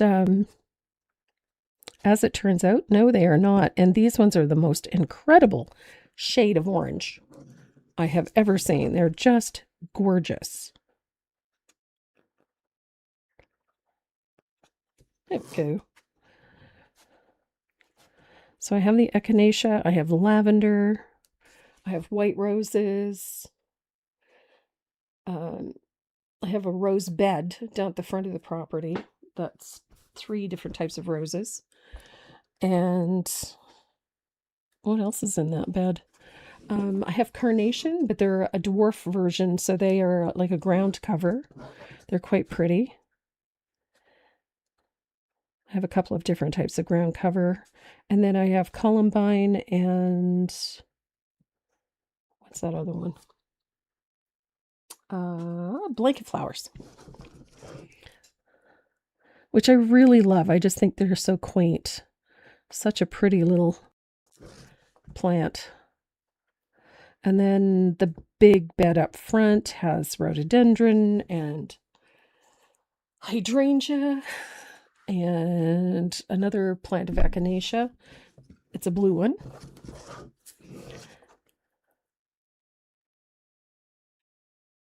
And I have lots of hostas. They do really well at the front of the property. Okay, so we've got a pretty rough looking lily, I would say. It's got a whole bunch of... I'm going to get this up close so you can really see. This is not absolute perfection by any stretch of the imagination. But we've got the direction, the curvature in the petals, and then we've got the little dips for those areas.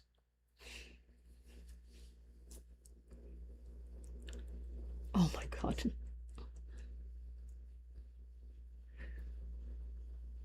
Oh, you know what, Beverly? We have earwigs. We get a lot of them early in the spring or early in the summer when it's very humid. We get a lot of them, and I sprayed all of my flower beds and my roses for earwig, and they didn't destroy as much as they usually do. So the roses take a beating from the earwigs, and I use that earwig spray that I use, but it also works on so many other things, not just earwigs. So it gets rid of a lot of things. So the next thing we're going to tackle is the center of that beard on our flowers. Now, I used a little bit of baby duck, but we need something to sort of set this on fire. So I'm going to use a little bit of orange flame to pop these. And get my sponge.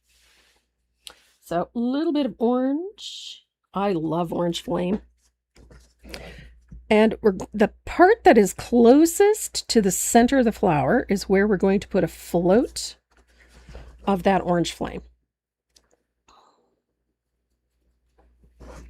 Just like that. You don't want to hide all of it. Oh, Beverly, I think it's earwigs that are eating my roses. Because I spray for them every year.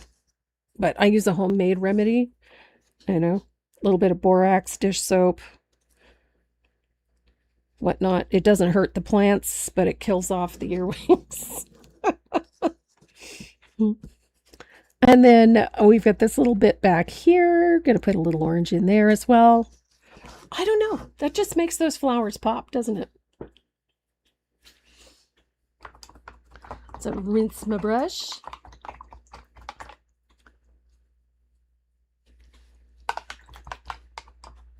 Here we go. This is my favorite part.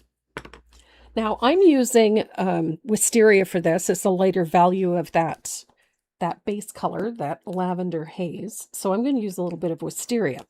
Now, if you've used wisteria for your base color, you're just going to add a little bit of warm white to it to do this next part. Wisteria is an elegant color. It's not just pretty, there's something elegant about this color. You just half expect to see this with, some vintage lace and a little flash of perhaps like a champagne gold or something. I just think it's an elegant looking color. It's subtle. And that's the reason I chose it for this. So we have areas in between our folds here, and we're going to put a highlight on them like this. So I'm floating right on top of that little space with a little bit of that wisteria.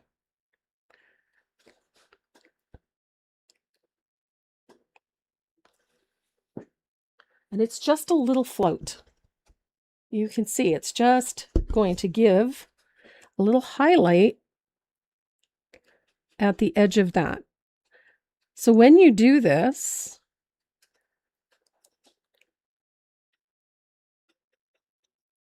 use the brush on the chisel edge to pull the color back a little.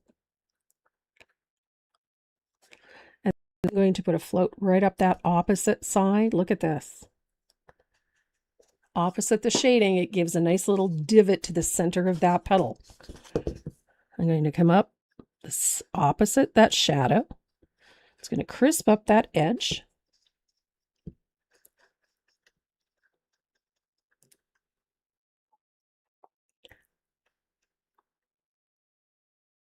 Oops, daisy.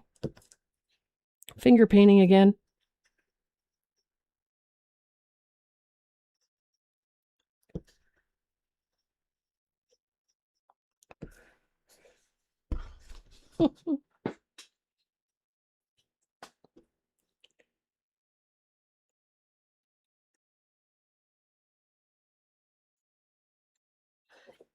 Yeah.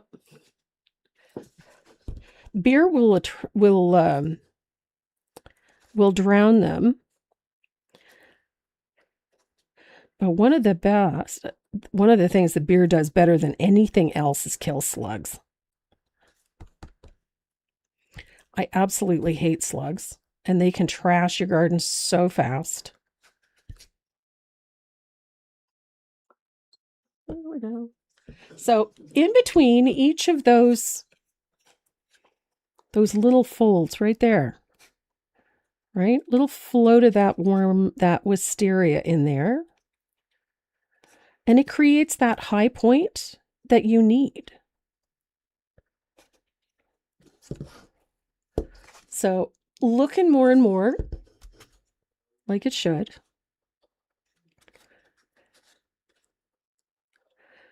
But it's still a little sketchy looking. That's okay.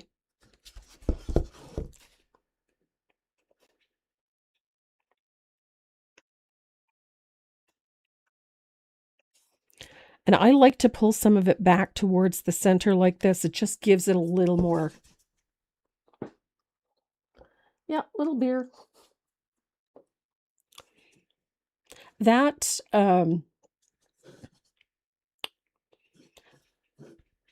light purple color there is just so pretty.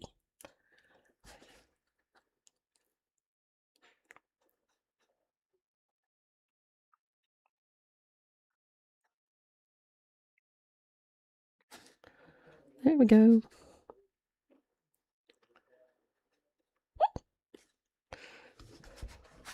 Now we're going to come over to that little bud. And I'm going to bring a little of that wisteria in there. A little bit to highlight that bud. And you blot it a little if it gets a little heavy. I love this.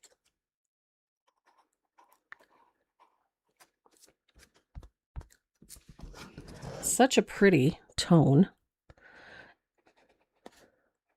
And that wisteria is almost like almost as if we took a little soft gray and mixed it with that base color. But it's so pretty.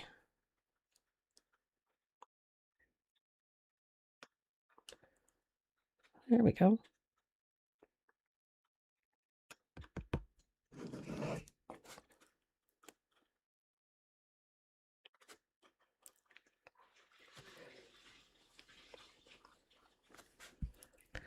Easy peasy. So our lilies are looking lily-ish. Oof.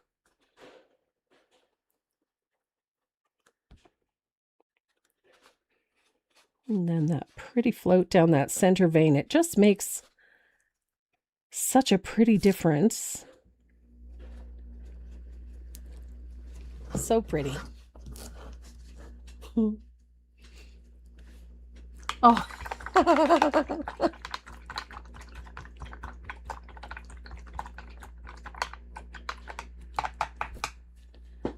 Okay, so I'm going to dry that.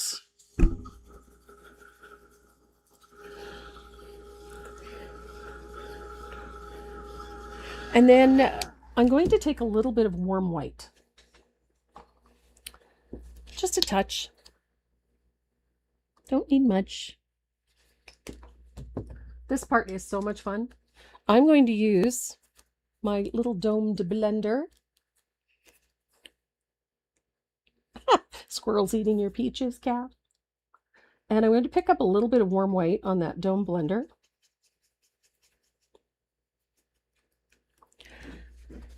And I'm just going to lightly dry brush the highlight parts. Just like we did on the leaves, we're going to use a little bit of warm white and a soft dry brush. There we go.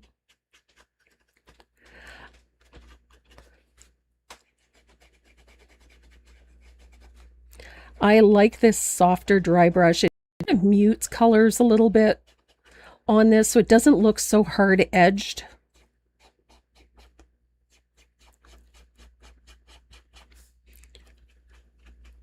And again, if anything goes off the edges, you can just pick up a little bit of lamp black on a, oops. See how quick that went from I'm so good to whoops-a-daisy. I have a knack for going to the whoopsie-daisy pretty quickly. I like the dry brush in between. It just sort of amps up that highlight a little bit without making it look too solid.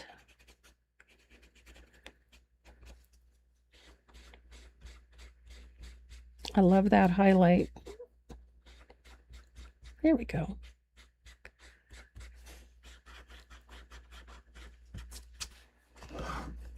You can have so much fun with this. So we do have a little series of flip overs on these flowers. We're going to tackle that in a bit, but I'm going to need a 10-aught extra long or a 5-aught extra long detail liner. Ta-da! I'm using a Dynasty Micron because it's my favorite.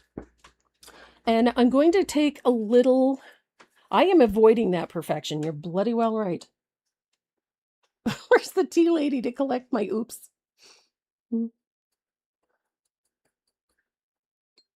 I think sometimes people like to get of my oopsies. That's okay. So I'm taking a little bit of that wisteria and I'm adding some warm white to it because I want it a little bit lighter. Oh, maybe Nancy collects my oops.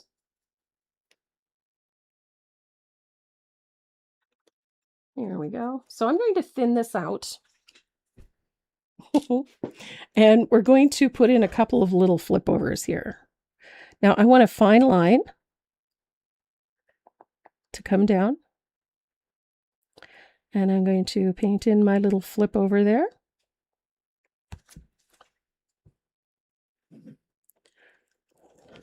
And I'm going to come down here. Oops, I missed. I'm going to come down here. And I'm going to paint in my little flip over as well.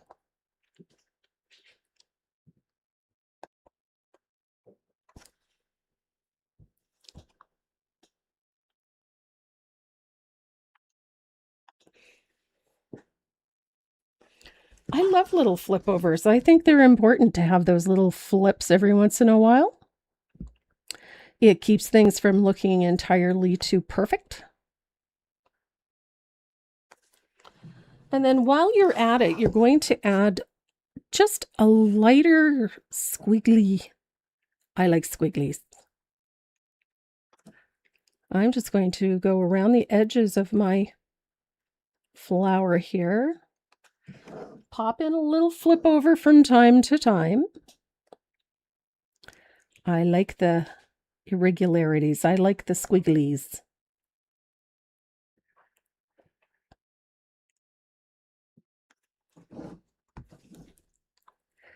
This just makes petals look so light and airy. Those little details do not have to be perfect. Those little outlines, they can be squiggly and imperfect, and that just makes them better. And we have a little flip over here. And we're going to come down there. Look at that. I love squigglies.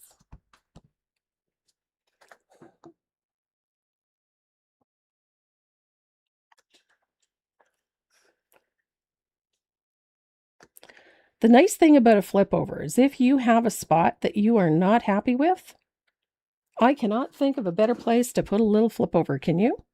Like that. Flip overs are wonderful little problem solvers.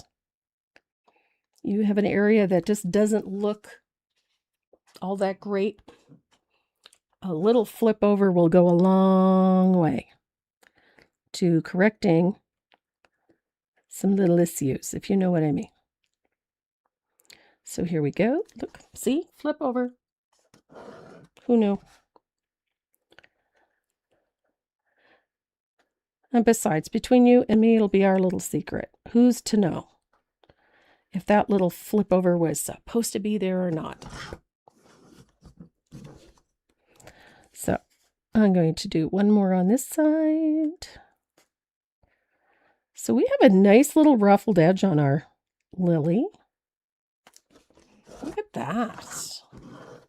Coming along. Hi, Rory. Oh, goodness. Good to have you with us. Isn't this pretty? So I'm going to dry this really well. And I know it still looks a little bit light, but we're going to remedy that very shortly.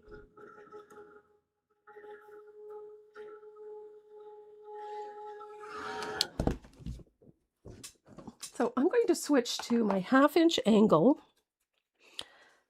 and our extra long detail liner.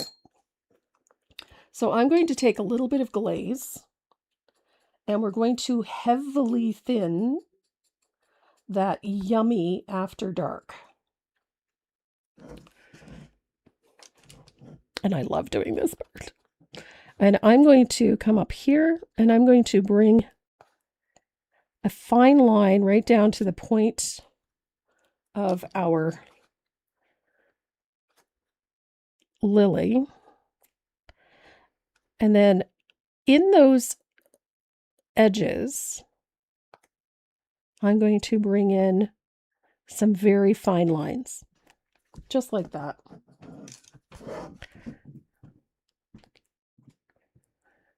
Don't forget to split them off. They're not all the same length. They're not all, a strict Y. Some of them can have 2 or 3 coming off. Just lightly, with a very fine line, paint in some of those vein lines. Exactly, Debbie. Hi, Wanda.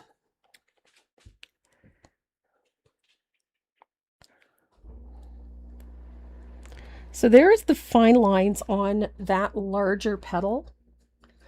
So now I'm going to come down, straight down that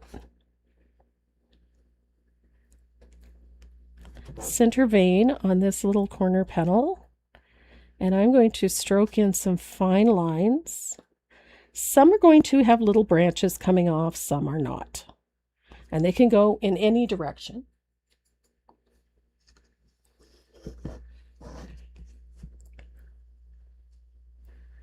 And give yourselves some grace, please. Don't. Enough people struggling these days. Paint should be the least of your worries. Here we go. So teeny tiny little vein lines. Make sure you come right up that center vein and split off. I don't like having them all perfect either. I kind of like them to, skip a spot.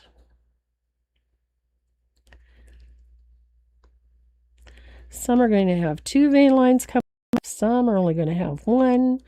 Some will be at the point. Some will not. And nobody said they had to be. But that little detail does wonderful things. And we're nowhere near finished. We're still going to deepen some shading.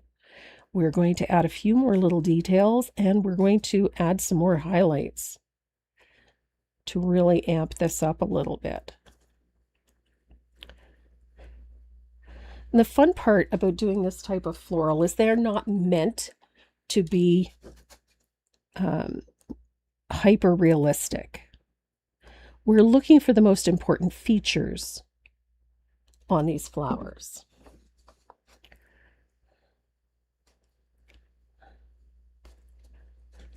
So we've got nice little vein lines in here. This looks pretty good. See, look at that. It's getting there. And then I'm going to thin it out and we'll finish out this little one here. I love this little flower because, you know, that little boo-boo that I had there, I just fixed it up with a little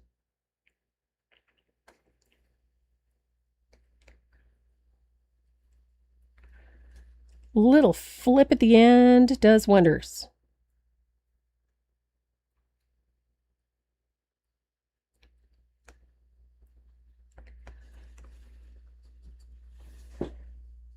This just gives you an opportunity to do some fun things.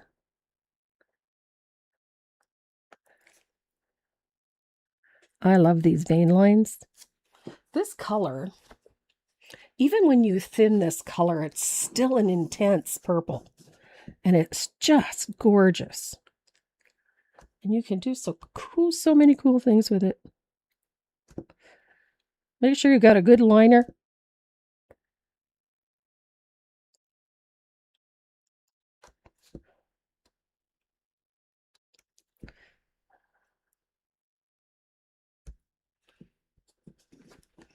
It's amazing what a good little flip over will do for you. You can hide up to sins.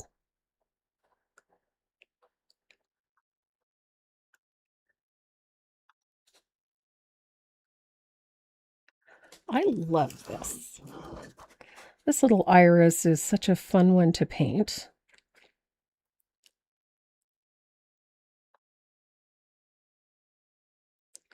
Look at that. Now there's a spot here that is bugging me right here. I'm going to use a little bit of that after dark to do that. Ooh, I like it. So I've got all those little vein lines in. I'm going to dry this and then we're going to deepen some shading. You're happy if it comes out looking like a flower. It does.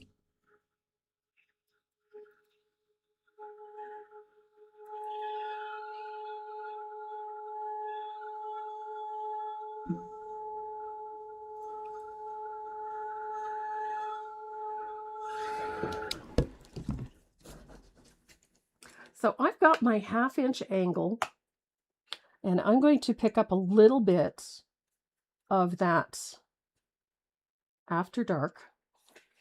And I'm going to come back in and I'm going to deepen some of that shading. And look what happens to these petals. The minute you deepen that, it's just a little float of that after dark. But these petals suddenly take on a lot more shape and a lot more depth.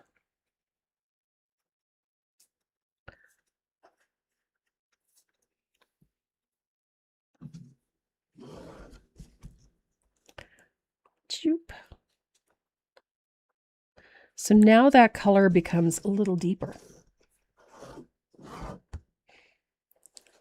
And you can take that same color and come along the edge, even where the highlight was, but look what happens to those petals.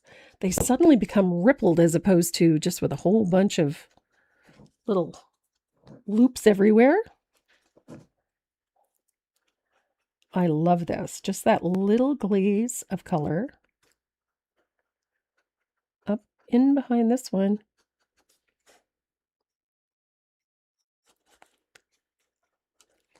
And we have a little flip over here, so we need a shadow in there to give that little flip a little more depth.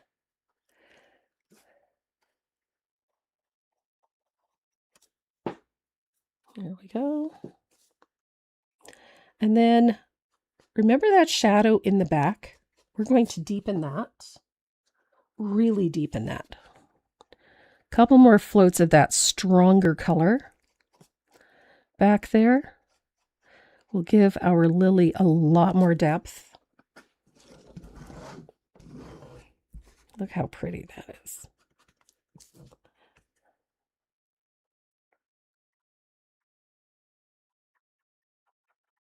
Here we go. So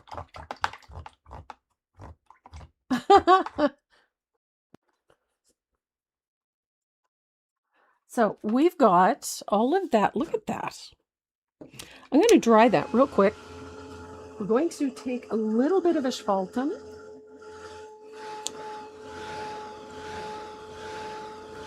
I'm going to dry that really well.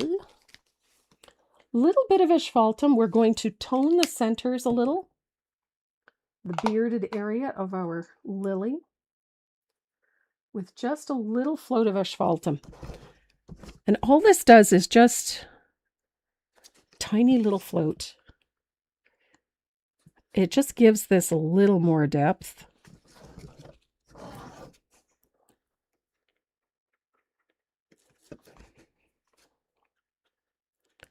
Doesn't need to be much, but it tones that orange. Iris.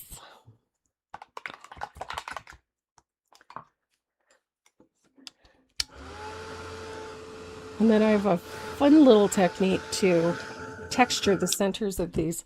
I'm going to use my Posca pens for this. I've got black and I've got white. And I'm going to use the black to do the dots on the darkest area, which is up here. In those areas that I just floated over, I'm going to put a little bit of black. Just a few little tiny dots. Doesn't have to be much. Doesn't have to be perfect.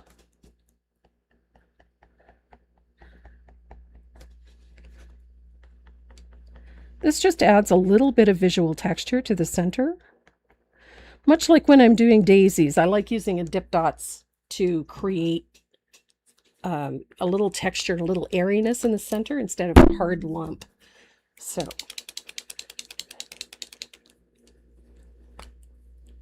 need some iris scented paint. Okay, there's a thought. So I'm going to highlight the centers with a few little white dots using the Posca pen, and I'm going to come past the edges of those beards just a little bit. Onto the petals, just a little bit. It just gives them a little airiness, something a little lighter, so it's not, doesn't look heavy. We wouldn't want everything to look heavy.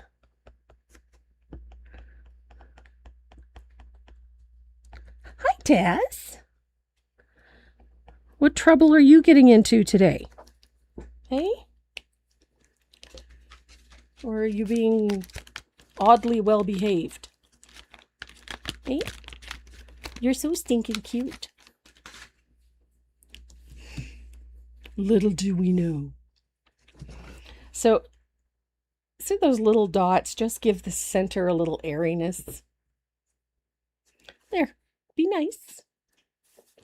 So I'm going to come back in with my little point blender and some straight warm white. And I'm just going to lightly brighten a couple of highlights in just a few spaces. It doesn't have to be much. If you don't want to do that, you can do this. Just a little float of warm white. You know, just in a couple of spots. You can dry brush. You can stroke it in, float it in, however you want. It's just a light little highlight. Not enough. How many pieces are going to be in this series? Well, we're at 4 so far. And I have about 4 more sitting here already, so. I love doing the dip dots with Posca pens, especially because they stay nice and light. So let's talk about that gold border, because I think for me, this kind of makes this piece. So we're going to talk about rulers too, because I have a thing for rulers.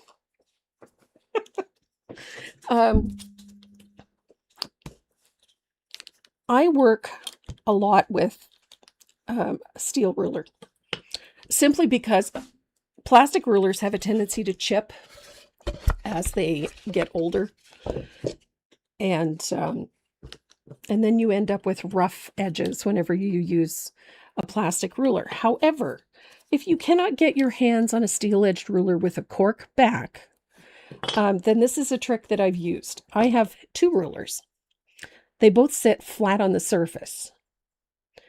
And the problem with that is if you're using a gold paint pen or a paint pen of any type, if you're running it along the edge, it will literally follow the underside of the ruler and you'll end up with bleeding all over the place. So here's my solution to that. I took a smaller ruler and I taped it to the larger ruler. So in this case, I've got my little brother plastic ruler, and I had one of these little dollar store rulers, and I taped it on so that I end up with something like this. It's got like a dome on it.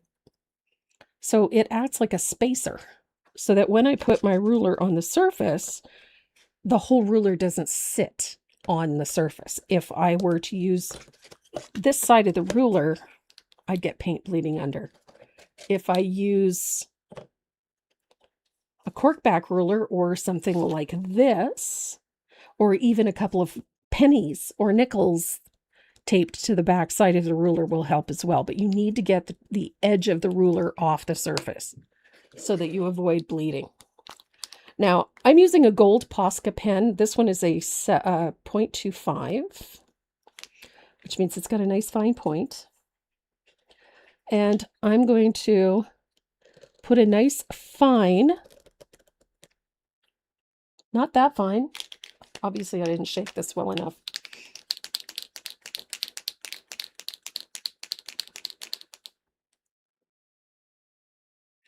What are you looking at?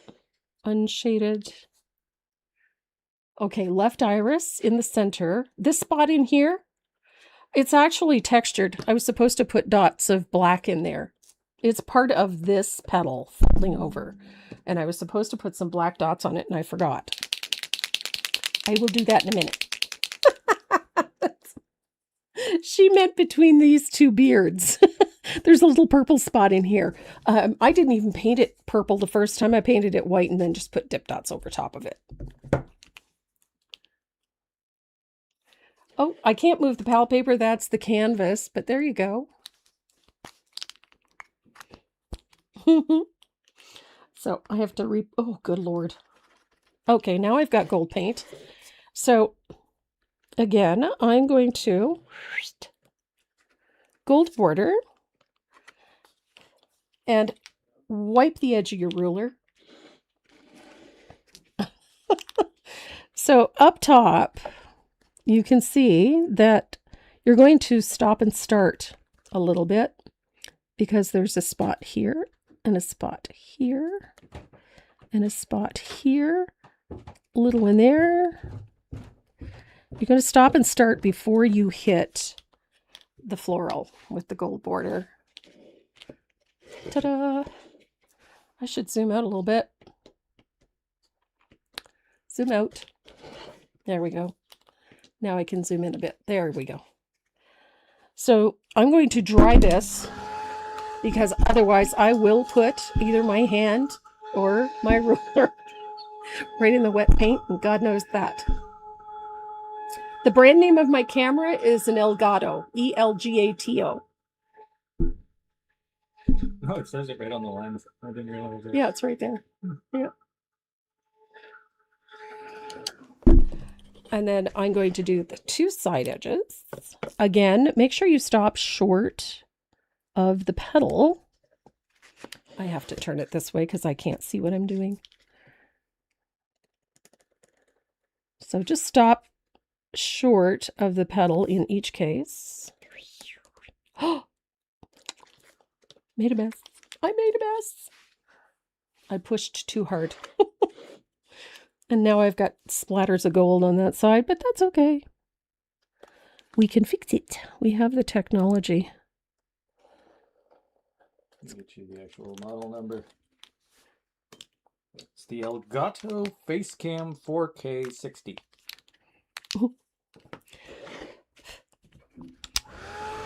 So while Renee is getting the wheel ready.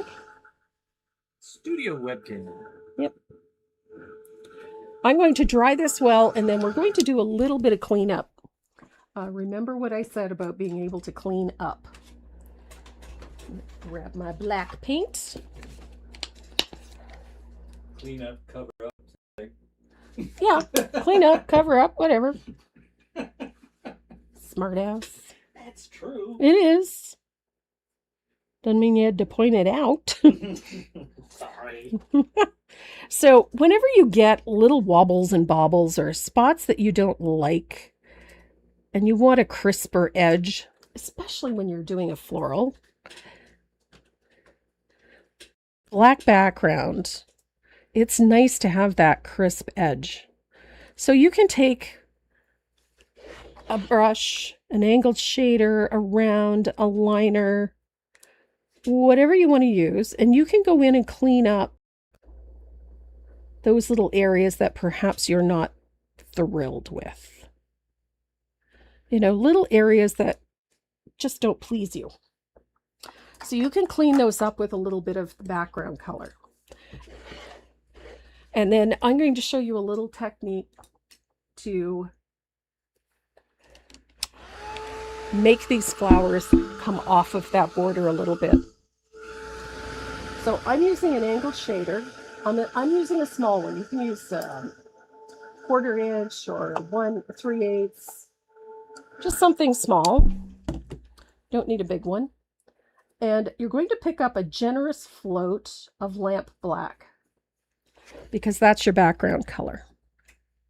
And then you're going to float over the gold border with the black towards the flower, like so. And what this does is it puts that little border back a little bit, so it appears as if the flowers are blocking the light from hitting the gold border. And just walk it up the gold a little bit. Then you end up with a really nice little gradient. What you giggling about? Apparently I'm big bad. You're always bad. I'm sorry, gang. He's a smart ass by nature. He comes. Where do I get it from? I don't know. I almost said that with a straight face. Almost. I tried. So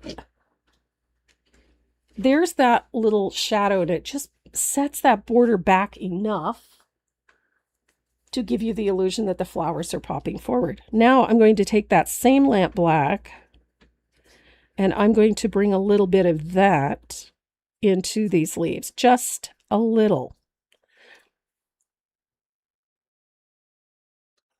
I don't want it to be pure black, but I need it to be a little bit.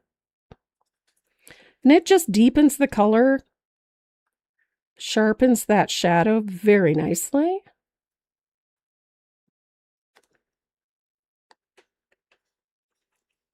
Et voila.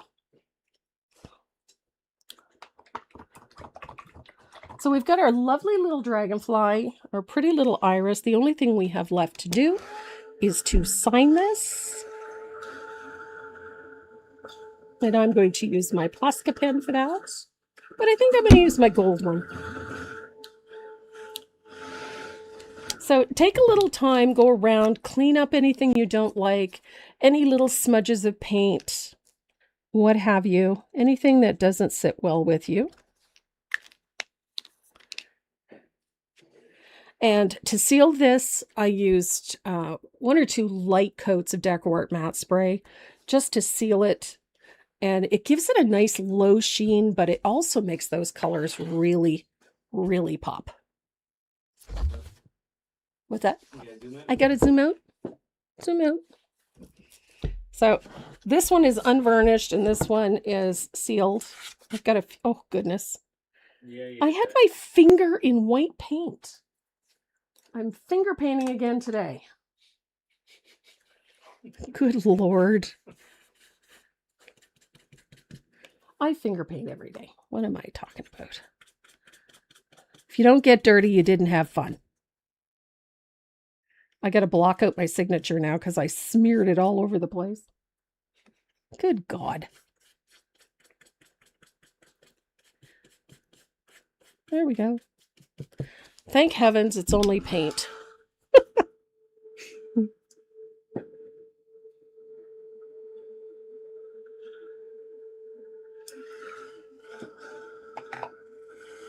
I have no idea how I did that. Let's try it again. With gold this time. Well, I did it with gold the first time. I just managed to put my finger in white paint and then got it all over the canvas. No picture.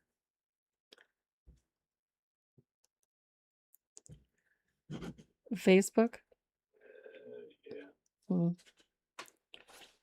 Facebook's being weird. Yep. Such a fun piece to paint. Off to the wheel. 1 second to bring it up. Renee's getting the wheel ready. This is another little trick that I've been using. I tucked a 4x4 or a 6x6 art panel into the back of my 8x8 canvas so that I had a nice firm surface to put that border on with. And then I didn't have to fight against the flexing of the canvas. Works a treat. Here we go. Wheels ready? Wheel is ready. All right, give her a spin. I need my notepad. It's right there. Oh, it is right there. Pen. All kinds of them. Tons of them. Something you'll never have a shortage of in this studio is pens and pencils. So how many you get? We have 2 giveaways today. Don't forget, we are giving away 2 sets of 3 brushes of the Evo Art. These are new from Dynasty. I think you're really going to love them, especially if you like mixed media or watercolor. They're fantastic. And of course, we also always have some other goodies included in that as well. So, spin the wheel. Spinning. When did those brushes come out? They came out in January. That's when they were launched. But they are relatively new. But I'm really enjoying them. Linda Deming. Awesome.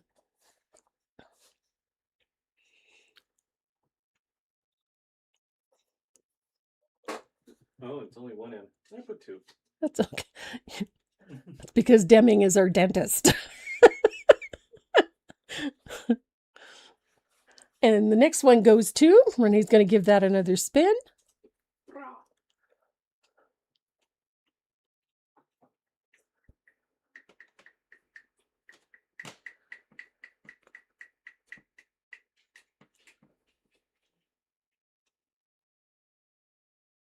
Judy Coates. Awesome. So as always, guys, if your name is drawn for one of our giveaways, you have to go over to the website and click on the Contact Us button and send us your shipping information, please, so we can get your goodies out to you as soon as possible. Yeah, Judy Coates. And yes, we're still shipping to the United States. Don't worry. Nobody's exempt when it comes to giveaways. Nobody is exempt. Thanks so much for joining me today. I'm so glad you did. This was so much fun. I enjoy painting with you guys. So I'm taking a week off. So I won't be live next Saturday. Bum, bum, bum. Bum, bum, bum. However, I do have a video for you, so you'll be able to paint anyway. So hopefully you'll check that out. If you get an opportunity, the 50% off print pattern sale is still on. We have e-packets are also still on, and use the coupon code summer26. That is good until Monday. So if you're looking for a deal on surfaces or stencils or whatever, pretty much applies to everything on the website. So take advantage of that while it's still up, and be ready to play with some decoupage papers in the next few weeks, because we have some fun stuff coming up for that as well. Everybody, in the meantime, have a fantastic week, and I will see you the following Saturday, and I will see you on Facebook. If you have not subscribed to my website or to my YouTube channel, please do so. Click on the big red subscribe button and turn on your bell notifications so that you get notified anytime I go live or when we add new video. And if you follow me on Facebook, if you go to the Tracy Moore Live page, hit that big follow button. We would appreciate it. And don't forget to drop into either one of those and say hi anytime you like. And watch for my posts on color. And I've got a new series coming up on tips, so keep your eyes peeled for that one too. Thanks for joining me today, you guys. Mwah. Love ya. Stay safe. Yeah, pet your dog. And pet your dog. Gotta demand the pets. Demand the pets. The Bubba dogs.